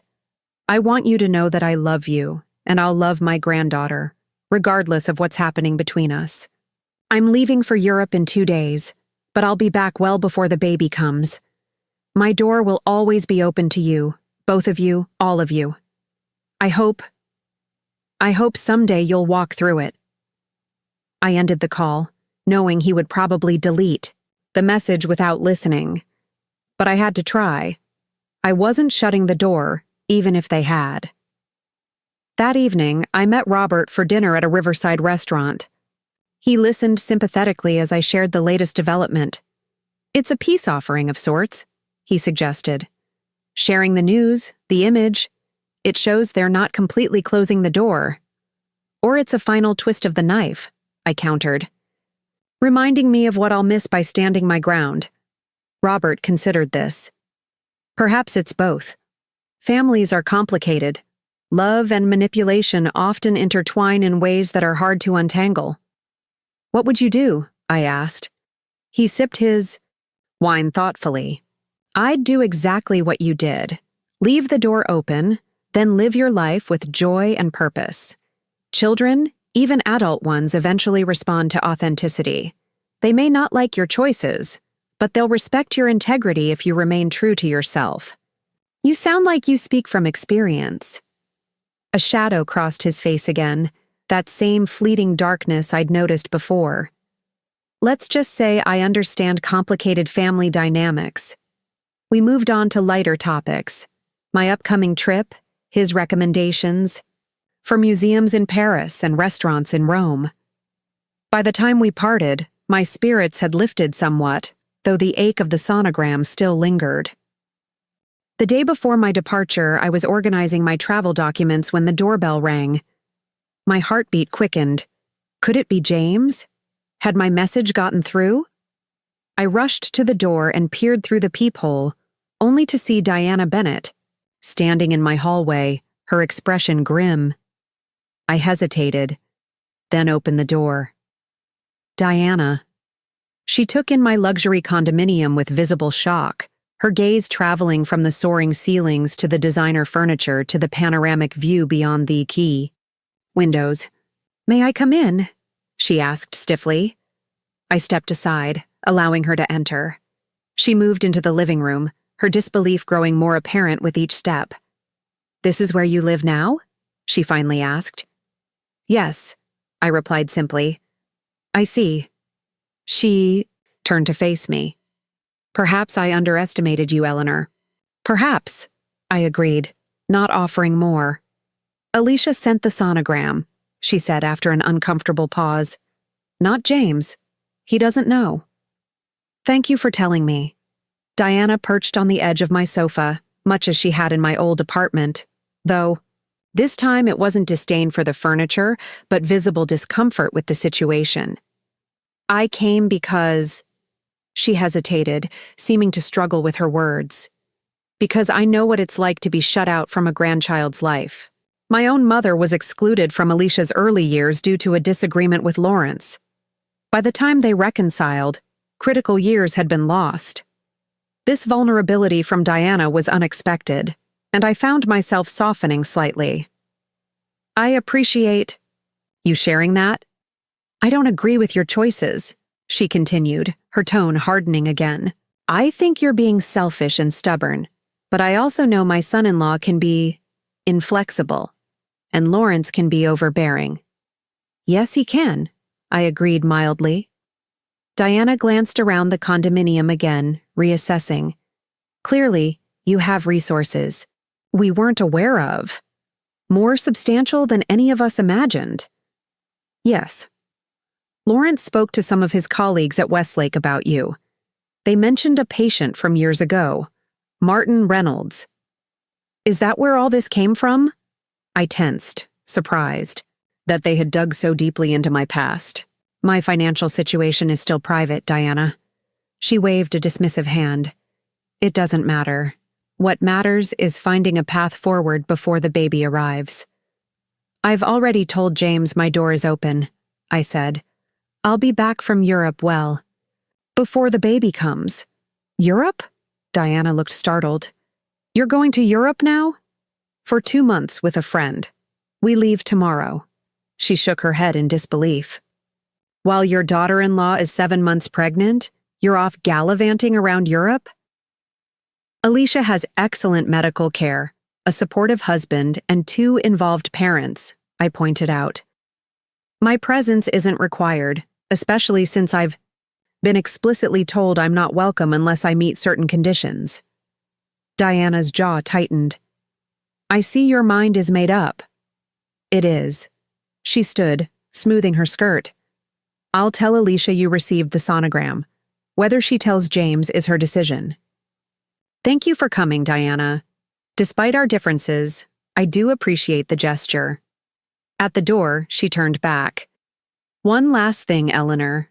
Whatever happens between you and James, between you and Alicia, that baby girl is innocent. She deserves to know her grandmother. On that, we completely agree, I said quietly. After Diana left, I sat by the windows, watching the river flow beneath the spring sunshine. The visit had been unexpected, revealing a side of Diana I hadn't seen before. Not warmth exactly, but perhaps a glimmer of understanding beneath the polished exterior. It changed nothing about my plans or my resolve, but it offered a thin thread of hope that perhaps eventually bridges could be rebuilt. Not on their terms, I wouldn't surrender my autonomy or my resources, but perhaps on new terms that honored everyone's dignity and independence. That evening, I finished packing for Europe, carefully selecting clothes for various climates and occasions. Martha and I would start in London, then make our way through Paris, Barcelona, Rome, and finally Greece, where we'd spend 2 weeks on a small island before returning home. 2 months of exploration, discovery, and freedom. 2 months to rediscover. Eleanor Walsh beyond nurse, beyond mother, beyond any role or expectation that had defined me until now. As I packed my passport and travel documents into my handbag, my phone buzzed with an incoming text. I checked it warily, half expecting another manipulation attempt from the Bennetts. Instead, it was from an unknown number. Safe travels, Eleanor. The world awaits. Robert. I smiled, my heart lifting. Tomorrow I would begin the next chapter of my life, a chapter written entirely by my own hand, on my own terms. That night, I slept soundly in my new home, lulled by the distant sounds of the city and the gentle knowledge that for the first time in decades, my life was truly my own. London greeted us with uncharacteristic sunshine, the city vibrant with spring energy. Martha proved to be the perfect travel companion, adventurous but organized, willing to explore but equally content to spend a quiet afternoon in a museum or cafe. Our days fell into a pleasant rhythm of sightseeing, sampling local cuisine, and long conversations over wine in the evenings. "I still can't believe we're actually doing this," Martha said one evening as we sat at a riverside pub, watching boats drift along the Thames. "When you called and said you wanted to join me after all, I nearly fell over." I smiled, sipping my cider. Life has a way of surprising us. Speaking of surprises, Martha leaned forward conspiratorially. "You never fully explained how you're affording all this. New luxury condo, first-class flights, shopping in London. Should I be suspicious about the source of your newfound wealth?" Her tone was teasing, but curiosity sparkled in her eyes. I hesitated, then decided Martha deserved the truth. We'd worked side by side for 20 years, sharing countless night shifts and difficult cases. If anyone had earned my trust, it was her. "Do you remember Martin Reynolds?" I asked. Martha's brow furrowed in thought. "The tech millionaire? Pancreatic cancer about 15 years ago?" I nodded. "He left me money in his will, a substantial amount." "Define substantial," Martha pressed, eyes widening. $2 million initially. It's grown since then." Martha choked on her wine. "2 mil? Eleanor, why on earth did you keep working all these years?" It was a question I'd asked myself many times. At first I didn't feel right using it. Then I got used to living simply. And I suppose I was waiting for something. The right moment, the right purpose. And that moment is now? "It seems so," I agreed. "After losing my job, after James's reaction." It felt like the universe was pushing me to finally embrace this gift. Martha shook her head in amazement. "Well, I'm glad you did. Though I'm still trying to process that I've been friends with a secret millionaire all these years." "Multi-millionaire, actually," I corrected with a small smile. "The investments did well." Martha's laughter rang out, drawing glances from nearby tables. "Eleanor Walsh, international woman of mystery. Who would have thought?" Her easy acceptance was refreshing after the Bennetts' greed and manipulation. Martha was happy for me, without calculation or resentment. It reminded me that genuine connections existed. People who could celebrate your good fortune without immediately seeking ways to benefit from it. As our European adventure continued, I found myself changing in subtle but profound ways. The constant weight of responsibility I'd carried for decades gradually lifted. I walked differently, spoke more confidently, laughed more freely. I bought clothes that expressed my personal style rather than merely being practical for work. I tried foods I'd never considered, visited places I'd only dreamed about, and engaged with strangers in conversations that expanded my worldview.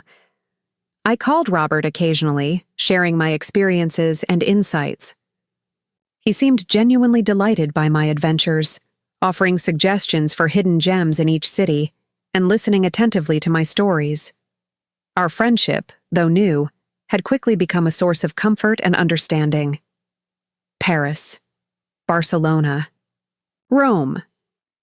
Each city left its mark on me, each experience adding new dimensions to my self-understanding. By the time we reached Santorini, the small Greek island where we'd planned our longest stay, I hardly recognized the woman I'd been 2 months earlier, the one who'd stood in an empty apartment, terrified and heartbroken by her son's rejection. Our villa overlooked the caldera, the whitewashed walls and blue domes of the island creating a postcard-perfect backdrop for our daily explorations. Martha had arranged a cooking class with a local chef, and I discovered a passion for Mediterranean cuisine I never knew I had. "You're different," Martha observed one evening as we sat on our terrace, watching the legendary Santorini sunset paint the sky in shades of gold and crimson. I've known you for 20 years, Eleanor, but I've never seen you like this. Like what? I asked, curious about her perception. Peaceful, confident. She swirled her wine thoughtfully. All those years at the hospital, you were competent, sure. Everyone respected your skills, but there was always this tension about you. Like you were carrying the weight of the world. Now it's gone. I considered her words. I suppose I was. Carrying weight, I mean. The responsibility of being a single mother, then the pressure of James's expectations and the Bennetts' judgment. I gazed out at the darkening sea. I've spent my whole life trying to measure up to others' standards, trying to be what everyone needed me to be. This is the first time I've just been me. Well, me looks good on you, Martha declared, raising her glass in a toast. To Eleanor 2.0, I laughed, clinking my glass against hers. To new beginnings.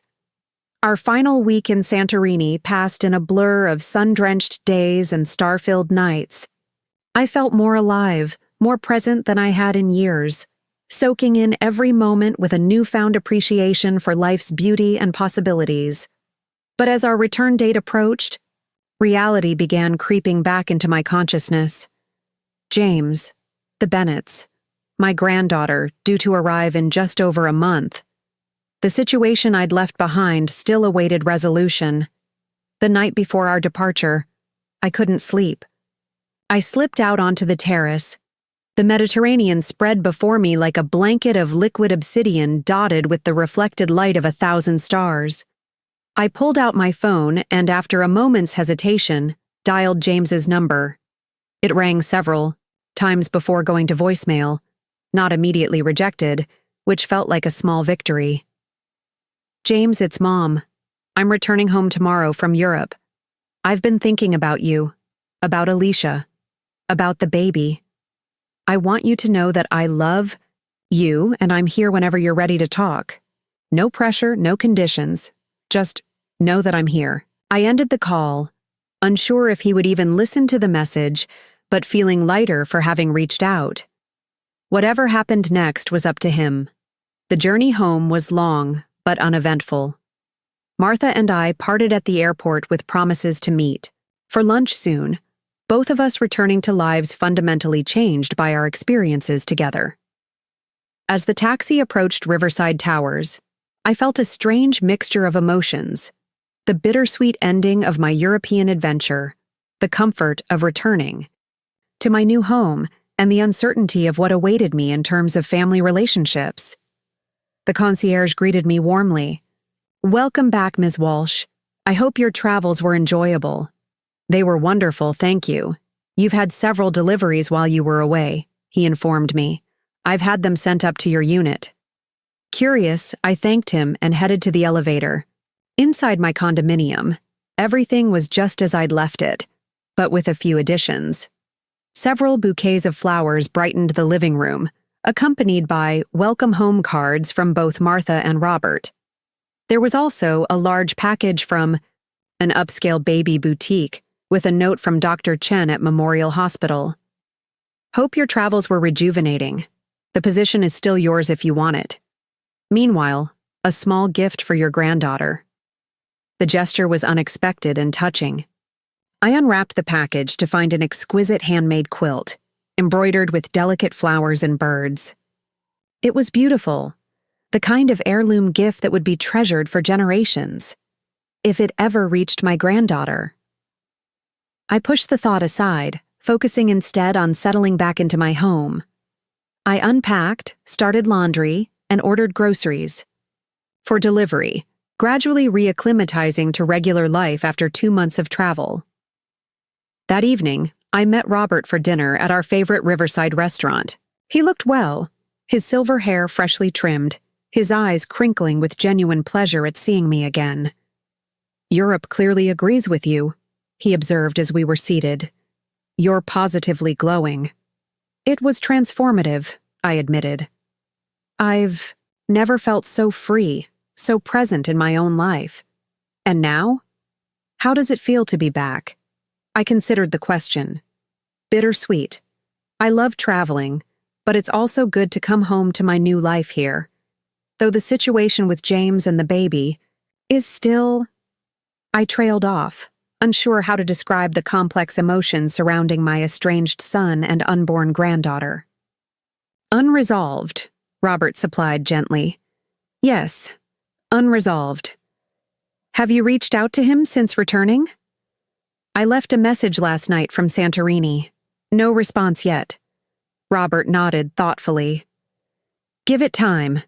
These situations rarely resolve overnight. We moved on to more pleasant topics. The places I'd visited, the foods I'd tried, the art I'd seen. Robert listened with genuine interest, sharing his own travel stories and observations. By the time dessert arrived, I felt fully present again. The cloud of family tension temporarily lifted by good company and conversation. As we walked back to Riverside Towers together, Robert lived just a few blocks away, I'd discovered. He hesitated, then said, I hope this isn't overstepping, but I've been thinking about your situation with James and the Bennetts. Oh? I prompted, curious. You mentioned that your wealth came from a patient you cared for, someone who had no family of his own. I nodded, wondering where he was going with this. Have you considered using some of that money to establish a foundation or scholarship? Something in Martin Reynolds' name, perhaps focused on healthcare for underserved communities or education for nursing students. The suggestion caught me off guard. I hadn't thought of that, no. It might serve multiple purposes, Robert continued carefully. Honoring the man who changed your life, doing meaningful good in the world, and perhaps showing your son that your reluctance to fund his lifestyle wasn't about selfishness or hoarding resources, but about principled choices regarding how the money should be used. I walked in silence for a moment, turning the idea over in my mind. It was actually brilliant. Martin had often spoken about wishing he'd done more philanthropic work during his lifetime. Using part of his gift to create positive change would honor his memory in a meaningful way. And Robert was right about James, too. The narrative the Bennetts had constructed cast me as selfish and withholding. A foundation dedicated to helping others would directly contradict that characterization. Robert, that's a wonderful idea, I said finally. I'll look into it. He smiled, clearly pleased. I know an excellent attorney who specializes in establishing charitable foundations, if you'd like an introduction. I would, thank you. At my building entrance, we paused. Well, welcome home, Eleanor, Robert said warmly. It's good to have you back. On impulse, I leaned forward and kissed his cheek. Thank you for everything, Robert. Your friendship has meant more to me than you know during this challenging time. A faint flush colored his face, and he seemed momentarily flustered. The pleasure has been entirely mine, he assured me before bidding me good night. Upstairs in my condominium, I sat, by the windows, looking out at the city lights and considering Robert's suggestion. A foundation in Martin's name felt right. A way to extend his legacy beyond the gift he'd given me personally. The next morning, I contacted the attorney Robert had recommended and scheduled a meeting to discuss establishing the Martin Reynolds Foundation for Healthcare Access. The idea energized me, providing a new sense of purpose and direction. 3 days after my return, Dr. Chen called to follow up about the director of nursing position at Memorial. I've been giving it serious thought, I told him. But I'm also exploring the possibility of establishing a healthcare foundation. I'm not sure I can commit to a full-time position right now. What if we discussed something part-time? He suggested. Immediately. Perhaps a consulting role, helping us implement the patient care models we discussed, with flexibility for your foundation work. His eagerness reminded me that I still had valuable skills and experience to offer, regardless of Westlake's decision to let me go. That could be interesting, I acknowledged. Let's set up a meeting to discuss details. Just as I was hanging up, my doorbell rang. My heart jumped. Could it be James? I rushed to the door and checked the peephole. It was Alicia. I hesitated, only a moment before opening the door. She stood in my hallway, heavily pregnant, her expression a mixture of defiance and uncertainty. She wore a flowing maternity dress that accentuated her rounded belly, and despite the tension between us, I couldn't help but think how beautiful she looked, glowing with impending motherhood. "Alicia," I said quietly, "would you like to come in?" She nodded stiffly, stepping past me into the condominium. Like her mother before her, she took in the luxurious space with visible surprise. "You've been away," she said. It wasn't a question. "Europe. I just got back a few days ago." She moved to the windows, gazing out at the view. "Mom said you got an inheritance from some patient. That's where all this came from." "Yes." She turned to face me, one hand resting protectively on her belly. "Why didn't you tell us? All these years pretending to be just a nurse living in that tiny apartment." The question held accusation, but also genuine bewilderment. I chose my words carefully. "I wasn't pretending, Alicia. I was a nurse. That was my identity, my calling. The inheritance was separate, something I never felt entitled to flaunt or spend carelessly." "But you're spending it now," she pointed. "Out, gesturing around the condominium." "Yes, I am. After losing my job, after the way everyone reacted, I realized it was time to make different choices." Alicia was silent for a long moment. Then, "James doesn't know I'm here." I assumed as much. She moved to the sofa and sat down, clearly uncomfortable with her advanced pregnancy. I perched in a nearby chair, giving her space while remaining accessible. "He's still angry," she continued. "So are my parents. They feel betrayed. Because I wouldn't hand over my money on demand?"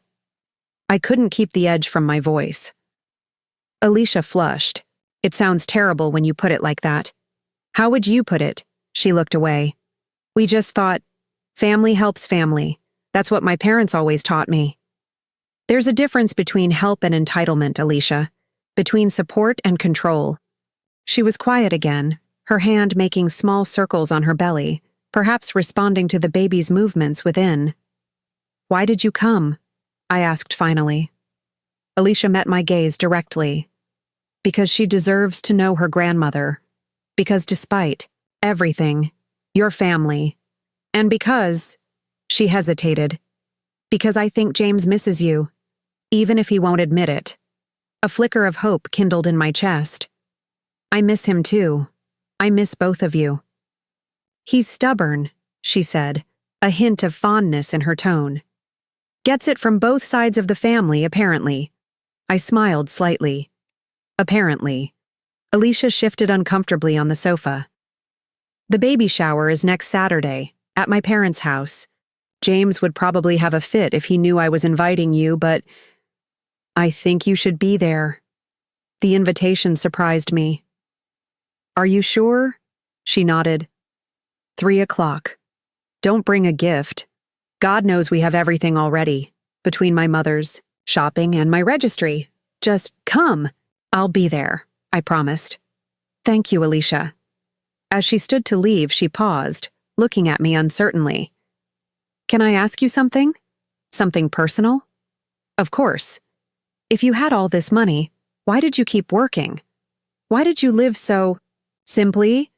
It was the same question Martha had asked, but coming from Alicia, it carried different implications. I considered how to explain in a way she might understand. "The money never felt like it was truly mine," I said finally. "It was a gift, a responsibility. I wanted to use it wisely, meaningfully. And my work as a nurse wasn't just a job. It was who I was. I couldn't walk away from that identity just because I had financial security." Alicia's brow furrowed as if trying to comprehend a concept entirely foreign to her worldview. "But now you have walked away." "Not by choice," I reminded her gently. "And I'm exploring new ways to contribute. Consulting work, possibly a healthcare foundation." She nodded slowly, though I wasn't sure she truly understood. I should go. James will be wondering where I am. At the door, I asked, "Will you tell him you came to see me?" Alicia hesitated. "Not yet. Let's see how the baby shower goes first." After she left, I sat by the windows again, processing the unexpected visit. It was a small crack in the wall of estrangement, a tentative opening. Not reconciliation, not yet, but possibility. The baby shower. I marked it on my calendar, equal, parts nervous and hopeful about what it might bring. Would James be there? Would he speak to me? Would the Bennetts create a scene? There were too many variables to predict, but Alicia's invitation felt significant, a bridge being cautiously extended across the chasm between us. That evening, I met with Robert's attorney friend to begin the process of establishing the Martin Reynolds Foundation. As we discussed mission statements, board structures, and funding priorities, I felt a growing sense of purpose. This was how Martin's gift was meant to be used, not just to secure my personal comfort, but to extend compassion and care to others who needed it.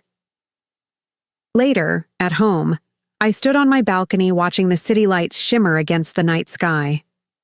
In just a few months, my life had transformed completely, from the stability of a long-established career and the clear identity of nurse and mother to a fluid state of reinvention and possibility. I had lost things along the way: security, familiarity, and temporarily at least, my relationship with my son. But I had gained so much more: freedom, self-determination, new friendships, new purpose. And perhaps, if the baby shower went well, I might soon add a new role to my evolving identity: grandmother. As I gazed at the moon reflected in the river below, I felt strangely at peace.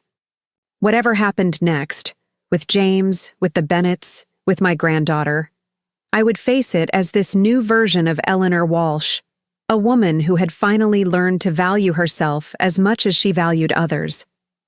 The river flowed steadily onward, just as life did, carrying me toward a future I couldn't fully envision, but no longer feared. For the first time in decades, I was navigating by my own compass, charting a course that honored both my past and the possibilities that still lay ahead. And that, I realized, was the true gift Martin Reynolds had given me. Not the money itself, but the freedom it ultimately provided to discover who Eleanor Walsh really was, beyond the roles and expectations that had defined her for so long.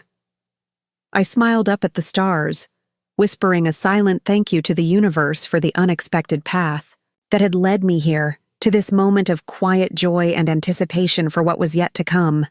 The day of the baby shower arrived with perfect summer weather, clear skies, gentle breeze, and flowering trees in full bloom. I spent the morning in anxious deliberation, changing outfits 3 times before settling on a silk dress in a soft teal that Martha had insisted I buy in Paris. It was more elegant than anything I would have chosen in my previous life, but it felt right for the new Eleanor. Despite Alicia's instructions not to bring a gift, I couldn't arrive empty-handed. After careful consideration, I'd selected a small silver music box that played Brahms' Lullaby. Inside, I'd placed a handwritten note. For my granddaughter, may your life be filled with beautiful music. With love, Grandma Eleanor. Simple, heartfelt, with no mention of past conflicts or present tensions. I also carried a second gift, though this one would remain in my purse unless the right moment presented itself. An envelope containing details of a college trust fund I had established for the baby. Not extravagant by Bennett standards, but meaningful, enough to cover 4 years at a good university. It represented my commitment to my granddaughter's future without surrendering to the demands that had been made of me earlier. As my car approached the Bennetts' sprawling colonial home, my stomach tightened with apprehension. Cars lined the circular driveway and spilled onto the street. Clearly, this was a substantial gathering. Of course it would be. The Bennetts wouldn't miss an opportunity to host an elaborate event showcasing their daughter's impending motherhood. I took a steadying breath, smoothed my dress, and walked to the door. Before I could ring the bell, it swung open to reveal a server in a crisp white shirt holding a tray of champagne flutes. "Welcome to the Bennett residence," he intoned formally. "May I offer you a beverage?" I declined politely and stepped into the foyer, immediately engulfed by the buzz of conversation and laughter from dozens of well-dressed women gathered in the expansive living room. The space had been transformed with elaborate floral arrangements, balloon arches in soft pink and gold, and a lavish dessert table that looked like it belonged in a high-end magazine spread. Diana Bennett stood near the center of the room, gesturing animatedly as she spoke with a circle of equally well-coiffed women. Alicia sat in an ornate chair that had been decorated to resemble a throne, opening gifts while exclaiming with rehearsed delight over each one. Neither had noticed me yet. Hesitated in the doorway, suddenly feeling like an intruder. Perhaps this had been a mistake. Perhaps Alicia's invitation had been extended in a moment of hormonal empathy that she now regretted. Just as I was considering a quiet retreat, Miranda Bennett, the aunt who had threatened my career prospects, spotted me. Her eyes widened briefly before her social mask slipped back into place. She excused herself from her conversation group and made her way toward me with determined strides. "Eleanor," she greeted coolly, "this is unexpected." "Alicia invited me," I replied simply. Miranda's perfectly sculpted eyebrows arched. "Did she? How interesting." Before I could respond, Diana glanced up and saw us. Her conversation halted. Mid-sentence, her face registering momentary shock before smoothing into a hostess's practiced smile. She whispered something to her companions and moved purposefully in our direction. "Eleanor," she said as she reached us, her tone carefully modulated. "What a surprise." "I invited her, Mom." Alicia's voice carried across the room. The buzz of conversation diminished as heads turned toward the unexpected drama unfolding. "She's family. She should be here." Diana's smile tightened almost imperceptibly. "Of course, darling. We're delighted." She turned to address the room. "Ladies, for those who haven't met her, this is Eleanor Walsh, James's mother. Eleanor, please. Come in. Can I get you something to drink?" The awkwardness of the moment was palpable, but I smiled graciously. "Just water, thank you, Diana."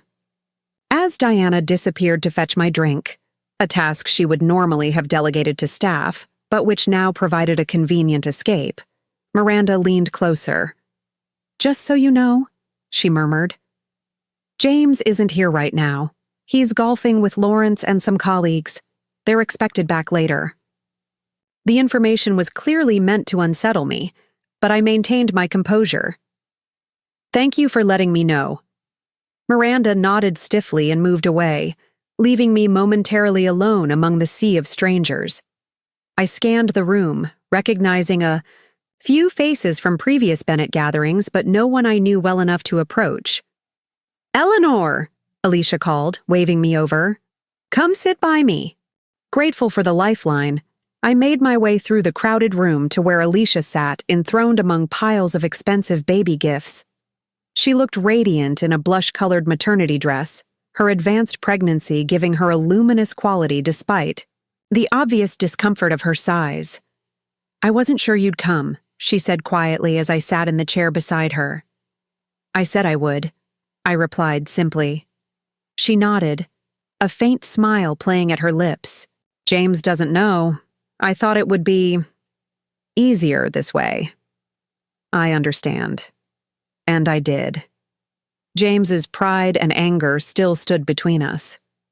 This was Alicia's attempt at bridge building, fragile and tentative though it might be. "Is that for us?" She gestured to the small gift box in my hands. "It is." I handed it to her. Nothing extravagant, just something small for the baby. Diana returned with my water just as Alicia began unwrapping the music box. Her expression when she lifted the silver lid and heard the gentle melody was worth every moment of discomfort I'd experienced since arriving. "It's beautiful," she breathed, reading the enclosed note. Her eyes met mine, and for the first time since I'd known her, I saw genuine warmth there. "Thank you." Diana peered over her daughter's shoulder. "Lovely," she commented, though her tone suggested she found it underwhelming compared to the extravagant gifts surrounding Alicia. "How thoughtful." The baby shower continued with traditional games and more gift opening. Gradually, the other guests seemed to forget the oddity of my presence, or at least became too engrossed in the festivities to care.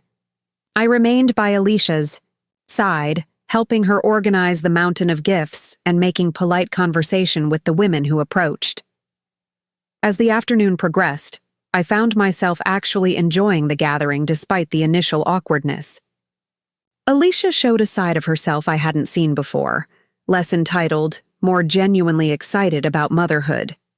She accepted the elaborate gifts with appropriate gratitude, but seemed especially touched by the handmade and sentimental items, including my music box, which she kept nearby throughout the event. "You seem different," she observed during a quiet moment while guests were busy at the dessert table. "More, I don't know, confident?" I smiled. "Europe was transformative." "It must have been." She hesitated, then added, "James checked your social media, you know. We saw the photos you posted from Paris, Santorini. This surprised me. I'd only recently begun using social media, encouraged by Martha during our travels to document our adventures." "He was checking up on me?" Alicia nodded.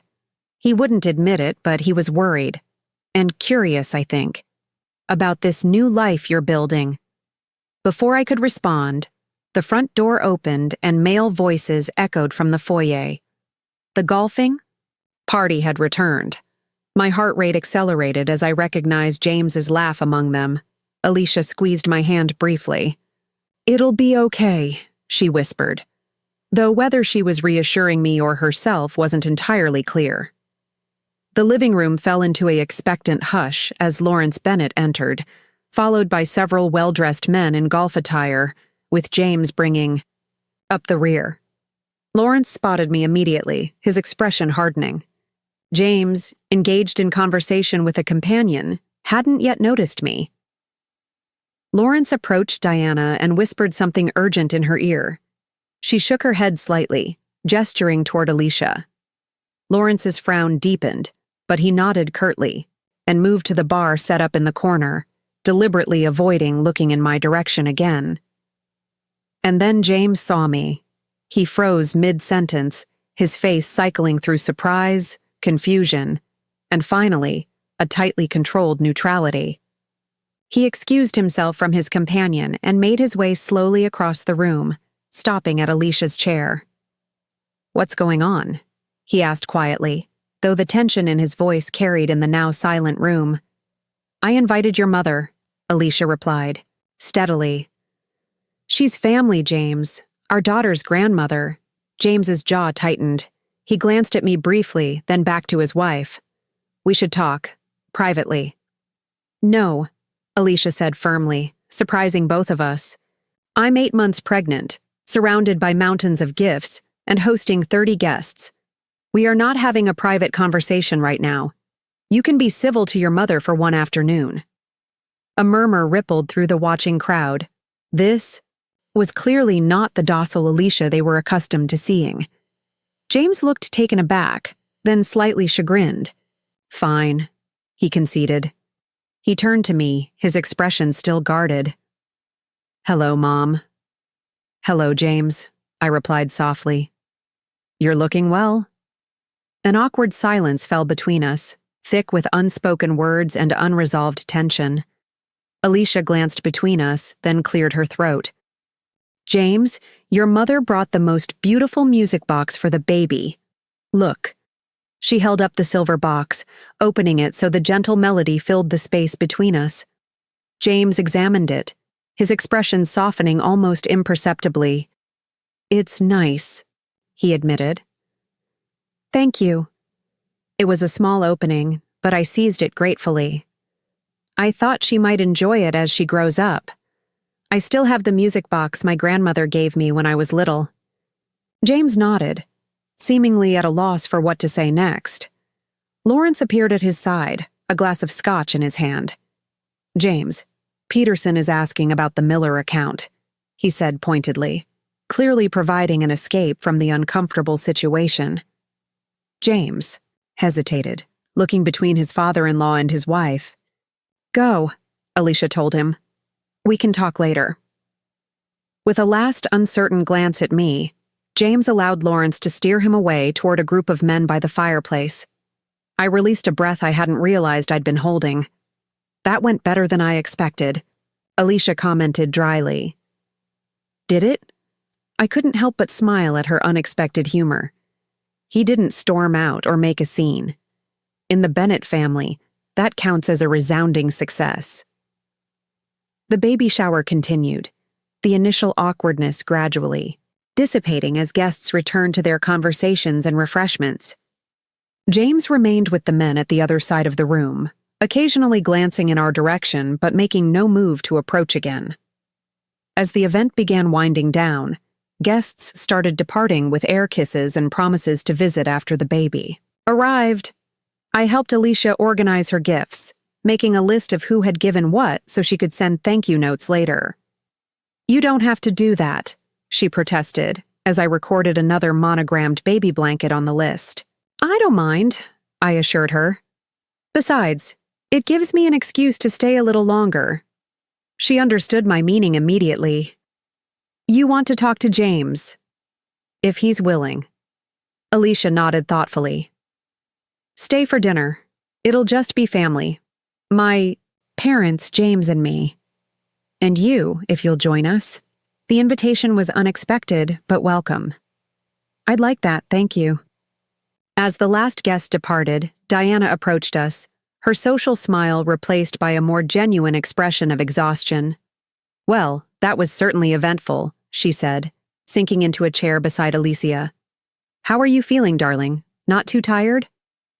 "I'm fine, Mom," Alicia assured her. "Actually, I've invited Eleanor to stay for dinner." Diana's surprise was evident, but to her credit, she recovered quickly. "Of course, I'll tell the caterers to set another place." Once Diana had left to make the arrangements, Alicia turned to me. "Fair warning. Dinner might be uncomfortable. My father isn't thrilled about your presence and James is still processing." "I can handle uncomfortable," I told her. After decades in nursing, awkward family dynamics seem relatively tame. She laughed, a genuine sound that transformed her face. "I'm beginning to see why James always said you were the strongest person he knew, before all this happened." Her words warmed me unexpectedly. "Did he say that?" "All the time," she confirmed. "He used to tell stories about how you worked double shifts but never missed his school events, how you taught yourself car repair from library books because you couldn't afford a mechanic, how you helped him through college applications even, though you never went to university yourself." I blinked back sudden tears. "I didn't realize he noticed those things." "He noticed," Alicia said quietly. "He admired you enormously. That's why this whole situation has been so hard for him. He feels betrayed not just by a mother, but by his hero." Her insight surprised me. I never thought of it that way. "Men are complicated," she sighed, rubbing her belly absently. "Especially proud ones." Dinner was set up in the Bennetts' formal dining room, the table elaborately arranged with fine china, crystal, and fresh flowers despite the supposedly casual family meal. Lawrence sat at the head of the table, Diana at the foot, with James and Alicia on one side and me alone on the other, a physical manifestation of the divide between us. Conversation was strained at first, limited to safe topics like the weather and the baby shower gifts. Lawrence steadfastly avoided addressing me directly, speaking instead to James or passed me to Diana. James remained mostly silent, responding when spoken to, but volunteering nothing. Halfway through the main course, Diana made an obvious attempt to ease the tension. "Eleanor," Alicia tells me you're considering establishing some sort of foundation? I nodded, grateful for the opening. Yes, the Martin Reynolds Foundation for Healthcare Access. It's still in the planning stages, but the focus will be on providing medical care to underserved communities and educational opportunities for nursing students from disadvantaged backgrounds. Martin Reynolds, Lawrence repeated, finally acknowledging my existence. The tech millionaire who left you his fortune. Yes, I confirmed simply. And why would he do that? The question held an edge of suspicion. I met his gaze steadily. Because I was his nurse during the final months of his life. Because when everyone else had abandoned him, I was there. Because I read to him, listened to his stories, treated him with dignity when his body was failing him. And what else? Lawrence pressed, his implication clear. Nothing else, I replied coolly. Martin was a lonely man dying of pancreatic cancer. I was his nurse, then his friend. That's all. James looked up sharply. Dad, that's enough. The use of Dad rather than Lawrence, and the protective tone, surprised everyone at the table, including James himself, judging by his expression. Lawrence raised his hands in mock surrender. Just asking what we're all thinking. Actually, Alicia interjected, we weren't all thinking that. Some of us were thinking it's admirable that Eleanor is using her inheritance to help others rather than just herself. Diana cleared her throat. Uncomfortably. The foundation does sound worthwhile, Eleanor. Will you be running it yourself? I'll be on the board, I explained. But we're hiring an experienced executive director to manage day-to-day operations.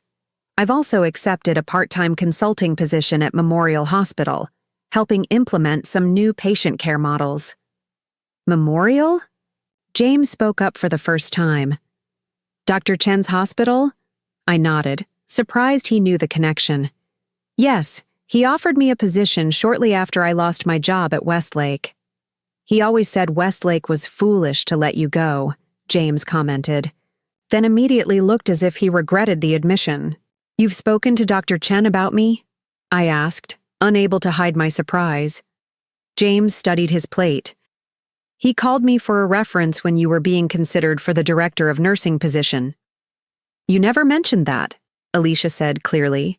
As surprised as I was, James shrugged uncomfortably. It didn't seem relevant. What did you tell him? I asked quietly. The truth, James replied, finally meeting my gaze. That you were the most dedicated, competent nurse I've ever known. That Westlake made a massive mistake. That any hospital would be lucky to have you. The admission hung in the air between us, a small but significant bridge across the chasm of hurt and misunderstanding. Thank you, I said simply. The remainder of dinner passed in a marginally more relaxed atmosphere. Lawrence remained cool but civil. Diana made increasingly comfortable conversation, and James, while still reserved, at least acknowledged my presence with occasional glances and brief responses. As dessert was being served, Alicia suddenly gasped, her hand flying to her belly. Oh, James was instantly alert. What's wrong? Is it the baby? She's just very active tonight, Alicia assured him, taking his hand and placing it on her stomach. Feel. The tender moment between them, his face lighting up as he felt his daughter move, brought tears to my eyes. Whatever our difficulties, whatever bridges still needed repair, this child would be loved. After dinner, as we moved to the living room for coffee, I found myself momentarily alone with James while the others were occupied with seating arrangements. You look well, Mom, he said awkwardly. Europe must have agreed with you. It did, I confirmed. It gave me perspective I needed. He nodded, hands in his pockets, clearly unsure what to say next. I decided to take a risk. James, I know things are still difficult between us. But I want you to know that I love you, and I'll love your daughter. My door is always open to both of you, whenever you're ready. He was silent for a long moment, his expression unreadable. Then, I saw your condo. When you were in Europe. This revelation startled me. You did? I went there to, I don't know. Talk, maybe. Argue, probably. He gave a self-deprecating shrug. The concierge said you were traveling but showed me up when I said I was your son. I hope that was okay. Of course, I assured him, touched that he had sought me out, even if his intentions hadn't been entirely peaceful. It's a beautiful place, he continued. I can see why you chose it. Thank you. Another silence fell between us, less tense than before, but still weighted with unspoken words. I'm still angry, he admitted finally. Not about the money itself, anymore, but about the secrets. I thought we told each other everything. I know, I said softly. I should have trusted you more, but I was afraid. Afraid the money would change how people saw me. Afraid it would create expectations I couldn't fulfill. And as time passed, it became harder to explain why I'd kept it secret for so long. James nodded slowly, processing this. I said things I shouldn't have, things I didn't really mean. So did I acknowledged. We were both hurting. Before he could respond, Diana called us to join the others. The moment passed, but something had shifted between us. Not reconciliation, not yet, but a tentative step in that direction. As the evening drew to a close, I prepared to leave, thanking Diana and Lawrence for their hospitality. Lawrence's response was perfunctory, but Diana surprised me with a genuine, "It was good to have you here, Eleanor." Alicia hugged me, an unexpected gesture that touched me deeply. Come back next week, she whispered. For lunch, just the two. Of us. I want to show you the nursery. James walked me to my car, the night air cool against our skin after the warmth of the house. We stood awkwardly beside my vehicle, both reluctant to end the evening despite the lingering tension. Drive, safely, he said finally. I will. I hesitated, then added, Thank you for today, James. For not asking me to leave, for giving this a chance. He looked away, hands in his pockets again. Alicia said we were being ridiculous, that life's too short for family feuds. The baby made her philosophical, I guess. I smiled, recognizing the deflection for what it was, his way of acknowledging change without admitting vulnerability. Impending parenthood has a way of clarifying priorities. So I'm learning. He opened my car door, then paused. Maybe you could come see the nursery sometime. When it's finished. Give us your professional opinion. It was a small olive branch, offered tentatively. I accepted it with equal care. I'd like that very much. As I drove away from the Bennett estate, I felt lighter than I had in months. The road ahead still held challenges, trust to rebuild, boundaries to establish, relationships to redefine. But for the first time since James had delivered his ultimatum in my old apartment, I believed reconciliation was possible. In my rearview mirror, I could see James still standing in the driveway, watching until my car turned the corner and disappeared from sight. Like me, he was caught between past hurts and future possibilities, between pride and love. But love, I had learned over these difficult months, was both stronger and more flexible than pride. Love could bend without breaking, could heal after wounding, could find new paths when old ones were blocked. My granddaughter would know her grandmother. My son would find his way back to me, in his own time and on new terms.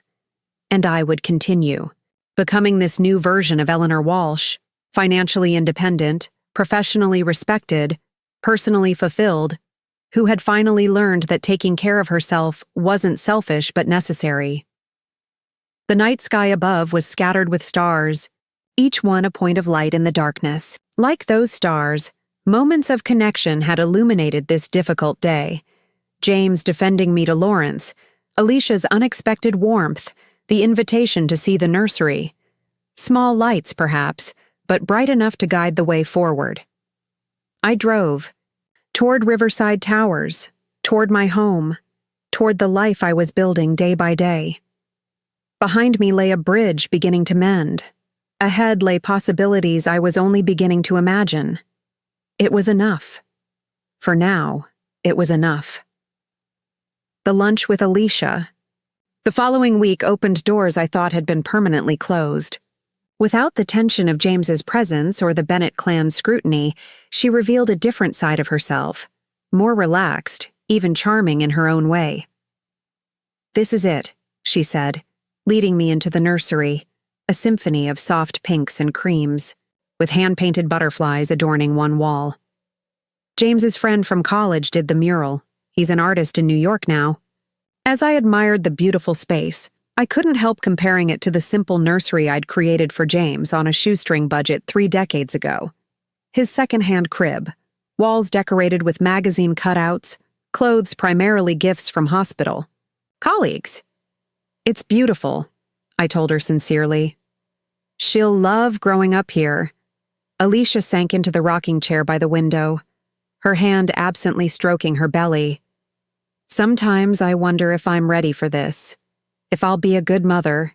The vulnerability in her voice caught me off guard. "Every new mother feels that way," I assured her. "It's normal to be scared." "Were you? With James?" I nodded, memories flooding back. "Terrified. I was younger than you, with far fewer resources and no family support. I used to stand over his crib at night just watching him breathe, convinced I was going to make some terrible mistake. But you didn't," Alicia pointed out. "James turned out well." Our conversation meandered through topics we'd never discussed before. Her childhood in the Bennett household, my experiences as a young single mother, our shared concerns about modern parenting. For the first time, I saw Alicia as a woman on the threshold of motherhood, with all the hopes and fears that entailed. As I prepared to leave, she hesitated, then asked, "Would you like to come to my next doctor's appointment? It's on Thursday. James will be there, but—" She trailed off, uncertain. "I'd love to," I assured her, touched by the invitation. Thursday arrived with late summer heat shimmering off the pavement. James was already in the waiting room when I arrived, scrolling through his phone.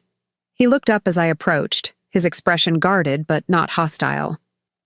"Mom," he greeted, standing briefly.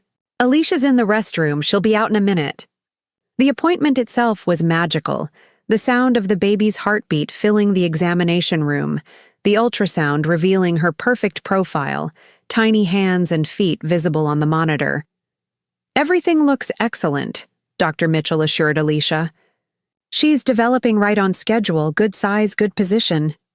James held Alicia's hand throughout the examination, his expression softening whenever the baby was mentioned. Despite the lingering awkwardness between us, I could see he was going to be a wonderful father, attentive, protective, fully present. After the appointment, we stood somewhat awkwardly in the parking lot, none of us quite ready to part ways. "Was thinking of grabbing lunch," I ventured finally. "Would you like to join me?"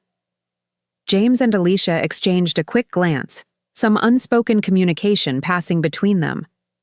"Actually," James said slowly, "we were wondering if you might want to come back to the house. Nothing formal, just to talk." Their house was as immaculate as ever, but without the oppressive formality of that fateful dinner party where I'd announced my job loss. No in-laws, no expectations, just the 3 of us sitting in their comfortable living room with iced tea and the afternoon stretching before us. "So," James began after an awkward silence, "I've been thinking a lot about everything that's happened, about how we all reacted." I nodded, encouraging him to continue. "I was angry," he admitted, "hurt that you'd kept such a huge secret. But I've realized it wasn't really about the money. It was about feeling like I didn't know you as well as I thought I did." "I understand that," I said quietly. "And I'm sorry for not being more honest with you. I should have trusted you more." "Why didn't you?" he asked, the question simple but profound. I considered my answer carefully. At first, it was shock. I never expected Martin to leave me anything, let alone such a fortune. Then it was guilt. Who was I to receive this money when I'd done nothing exceptional to earn it? Just my job, caring for a dying man. James listened intently as I continued. As time passed, it became harder to explain why I'd kept it secret for so long, and I suppose I was afraid it would change how people saw me, how you saw me. You thought I'd see you differently if I knew you were wealthy? James sounded genuinely confused. Not just that, I tried to explain. I was afraid I'd become Eleanor with the money instead of just Eleanor, Nurse Eleanor, Mom. I'd seen how quickly perceptions shifted when people came into unexpected wealth. James was quiet for a moment. Like how we immediately expected you to fund the nursery and college accounts. I nodded, grateful for his insight. Exactly like that. But we're family, he pressed, though his tone held less accusation than before. Families support each other. Yes, they do, I agreed. But support should be freely given, not demanded as a right. When you and the Bennetts assumed immediate access to my resources, when you offered housing only in exchange for childcare, it felt like my value was being reduced to what I could provide financially. James had the grace to look uncomfortable. I didn't see it that way at the time. I know, I said gently. You were caught up in your own perspective, your own needs. We all were. Alicia, who had been listening quietly, spoke up. My parents have always emphasized financial support as the primary way to show love. Money equals caring in the Bennett household. She smiled ruefully. It's taken me a long time to realize that's not true for everyone. A silence fell between us. Not uncomfortable this time, but thoughtful. So where do we go from here? James asked finally. I think we start over, I suggested. Not trying to erase what happened, but learning from it. Building something new based on mutual respect and clearer boundaries. Boundaries, James repeated, as if testing the word. Like what? Like understanding that my financial decisions are mine to make, though I'm happy to help in ways that feel right to me. Like recognizing that being a grandmother doesn't automatically make me free childcare. James nodded slowly. And from my side? I smiled, appreciating his willingness to engage with the difficult conversation. From your side, perhaps boundaries around expectations. Not assuming I'll conform to the Bennett family's standards or values. Respecting my new life and choices, even when they don't align with what you might prefer. That seems fair, he acknowledged. Though I have to admit, I like your new life better than I expected to. The condo is amazing. You should see it now that the decorating is finished, I told him. Maybe you could both come for dinner sometime? I'd like that, Alicia said immediately. And you should meet Robert. James says he sounds intriguing. Robert, I repeated, surprised that James had registered my friendship with Robert. The concierge mentioned you often have dinner with a distinguished silver-haired gentleman, James explained, a hint of teasing in his voice. Said you seem quite fond of each other. I felt a flush creeping up my neck. Robert is just a friend. If you say so, Alicia remarked with a small smile. Though there's nothing wrong with it being more. You deserve companionship, Eleanor. The idea of James and Alicia speculating about my personal life was so unexpected that I couldn't help but laugh. Let's focus on rebuilding our relationship before you start playing matchmaker. James's expression grew serious again. I'd like that. Rebuilding, I mean. I've missed you, Mom. The simple admission so long hoped for brought tears to my eyes. I've missed you too, James. So much. I was stubborn, he acknowledged. Too proud to make the first move, even when I knew things had gone too far. We both were, I said. But that's behind us now. As if to punctuate our reconciliation, Alicia suddenly gasped, her hand flying to her belly. Oh, she's kicking like crazy. Here, feel. She guided my hand to the spot. Beneath my palm, I felt the rhythmic movement of my granddaughter, strong and insistent, as if announcing her presence in our conversation. The three of us shared a moment of wonder, connected by this new life that would soon join our complicated family. Have you decided on a name? I asked. We're considering a few, James replied. But we're leaning toward Eleanor Rose. I looked up in shock. Eleanor? Alicia nodded, watching my reaction carefully. It was James's idea, actually, to honor his mother. Tears welled in my eyes, spilling over before I could stop them. I don't know what to say. You don't have to say anything, James assured me, his own voice thick with emotion. Just know that despite everything, you've always been my hero. Mom, the strongest, most dedicated person I've ever known. If our daughter grows up to have half your resilience and compassion, we'll consider ourselves successful parents. 3 weeks later, at precisely 2:17 in the morning, my phone rang.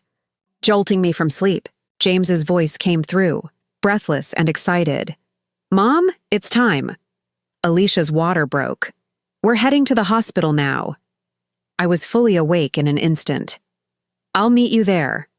The next 12 hours were a blur of activity. Nurses coming and going, Alicia's contractions intensifying, James alternating between calm support and barely concealed panic. I stayed nearby, offering quiet encouragement when needed, careful not to overstep. Shortly after noon, little Eleanor Rose Walsh entered the world, red-faced, indignant, and perfect in every way. Would you like to hold your granddaughter? The nurse asked. I nodded, unable to speak past the emotion clogging my throat. The tiny bundle was placed in my arms, her weight so slight yet so profound. I gazed down at her scrunched face, the delicate eyelashes, the miniature fingers curled into fists, and felt a love so powerful it nearly brought me to my knees. Hello, little one, I whispered. I'm your Grandma Eleanor. We've been waiting for you. James appeared at my side, his eyes wet with tears. She looks like you, Mom. Same determined chin. I laughed softly. Poor thing. No, he said seriously. It's perfect. I hope she has your strength too. 1 month later, on a perfect September evening, I stood at a podium in the grand ballroom of the city's finest hotel, addressing the gathered crowd at the official launch of the Martin Reynolds Foundation for Healthcare Access. Martin believed that everyone deserves dignity in their healthcare journey, I concluded, looking out over the sea of faces, colleagues from the medical community, foundation board members, philanthropists, and in the front row, my family. James. And Alicia sat side by side, little Eleanor sleeping peacefully in her carrier. Beside them were Diana and Lawrence, their initial skepticism about the foundation gradually giving way to reluctant admiration. And next to them sat Robert, his proud smile warming me from across the room. Tonight marks not just the beginning of this foundation, but a continuation of Martin's legacy of compassion and care.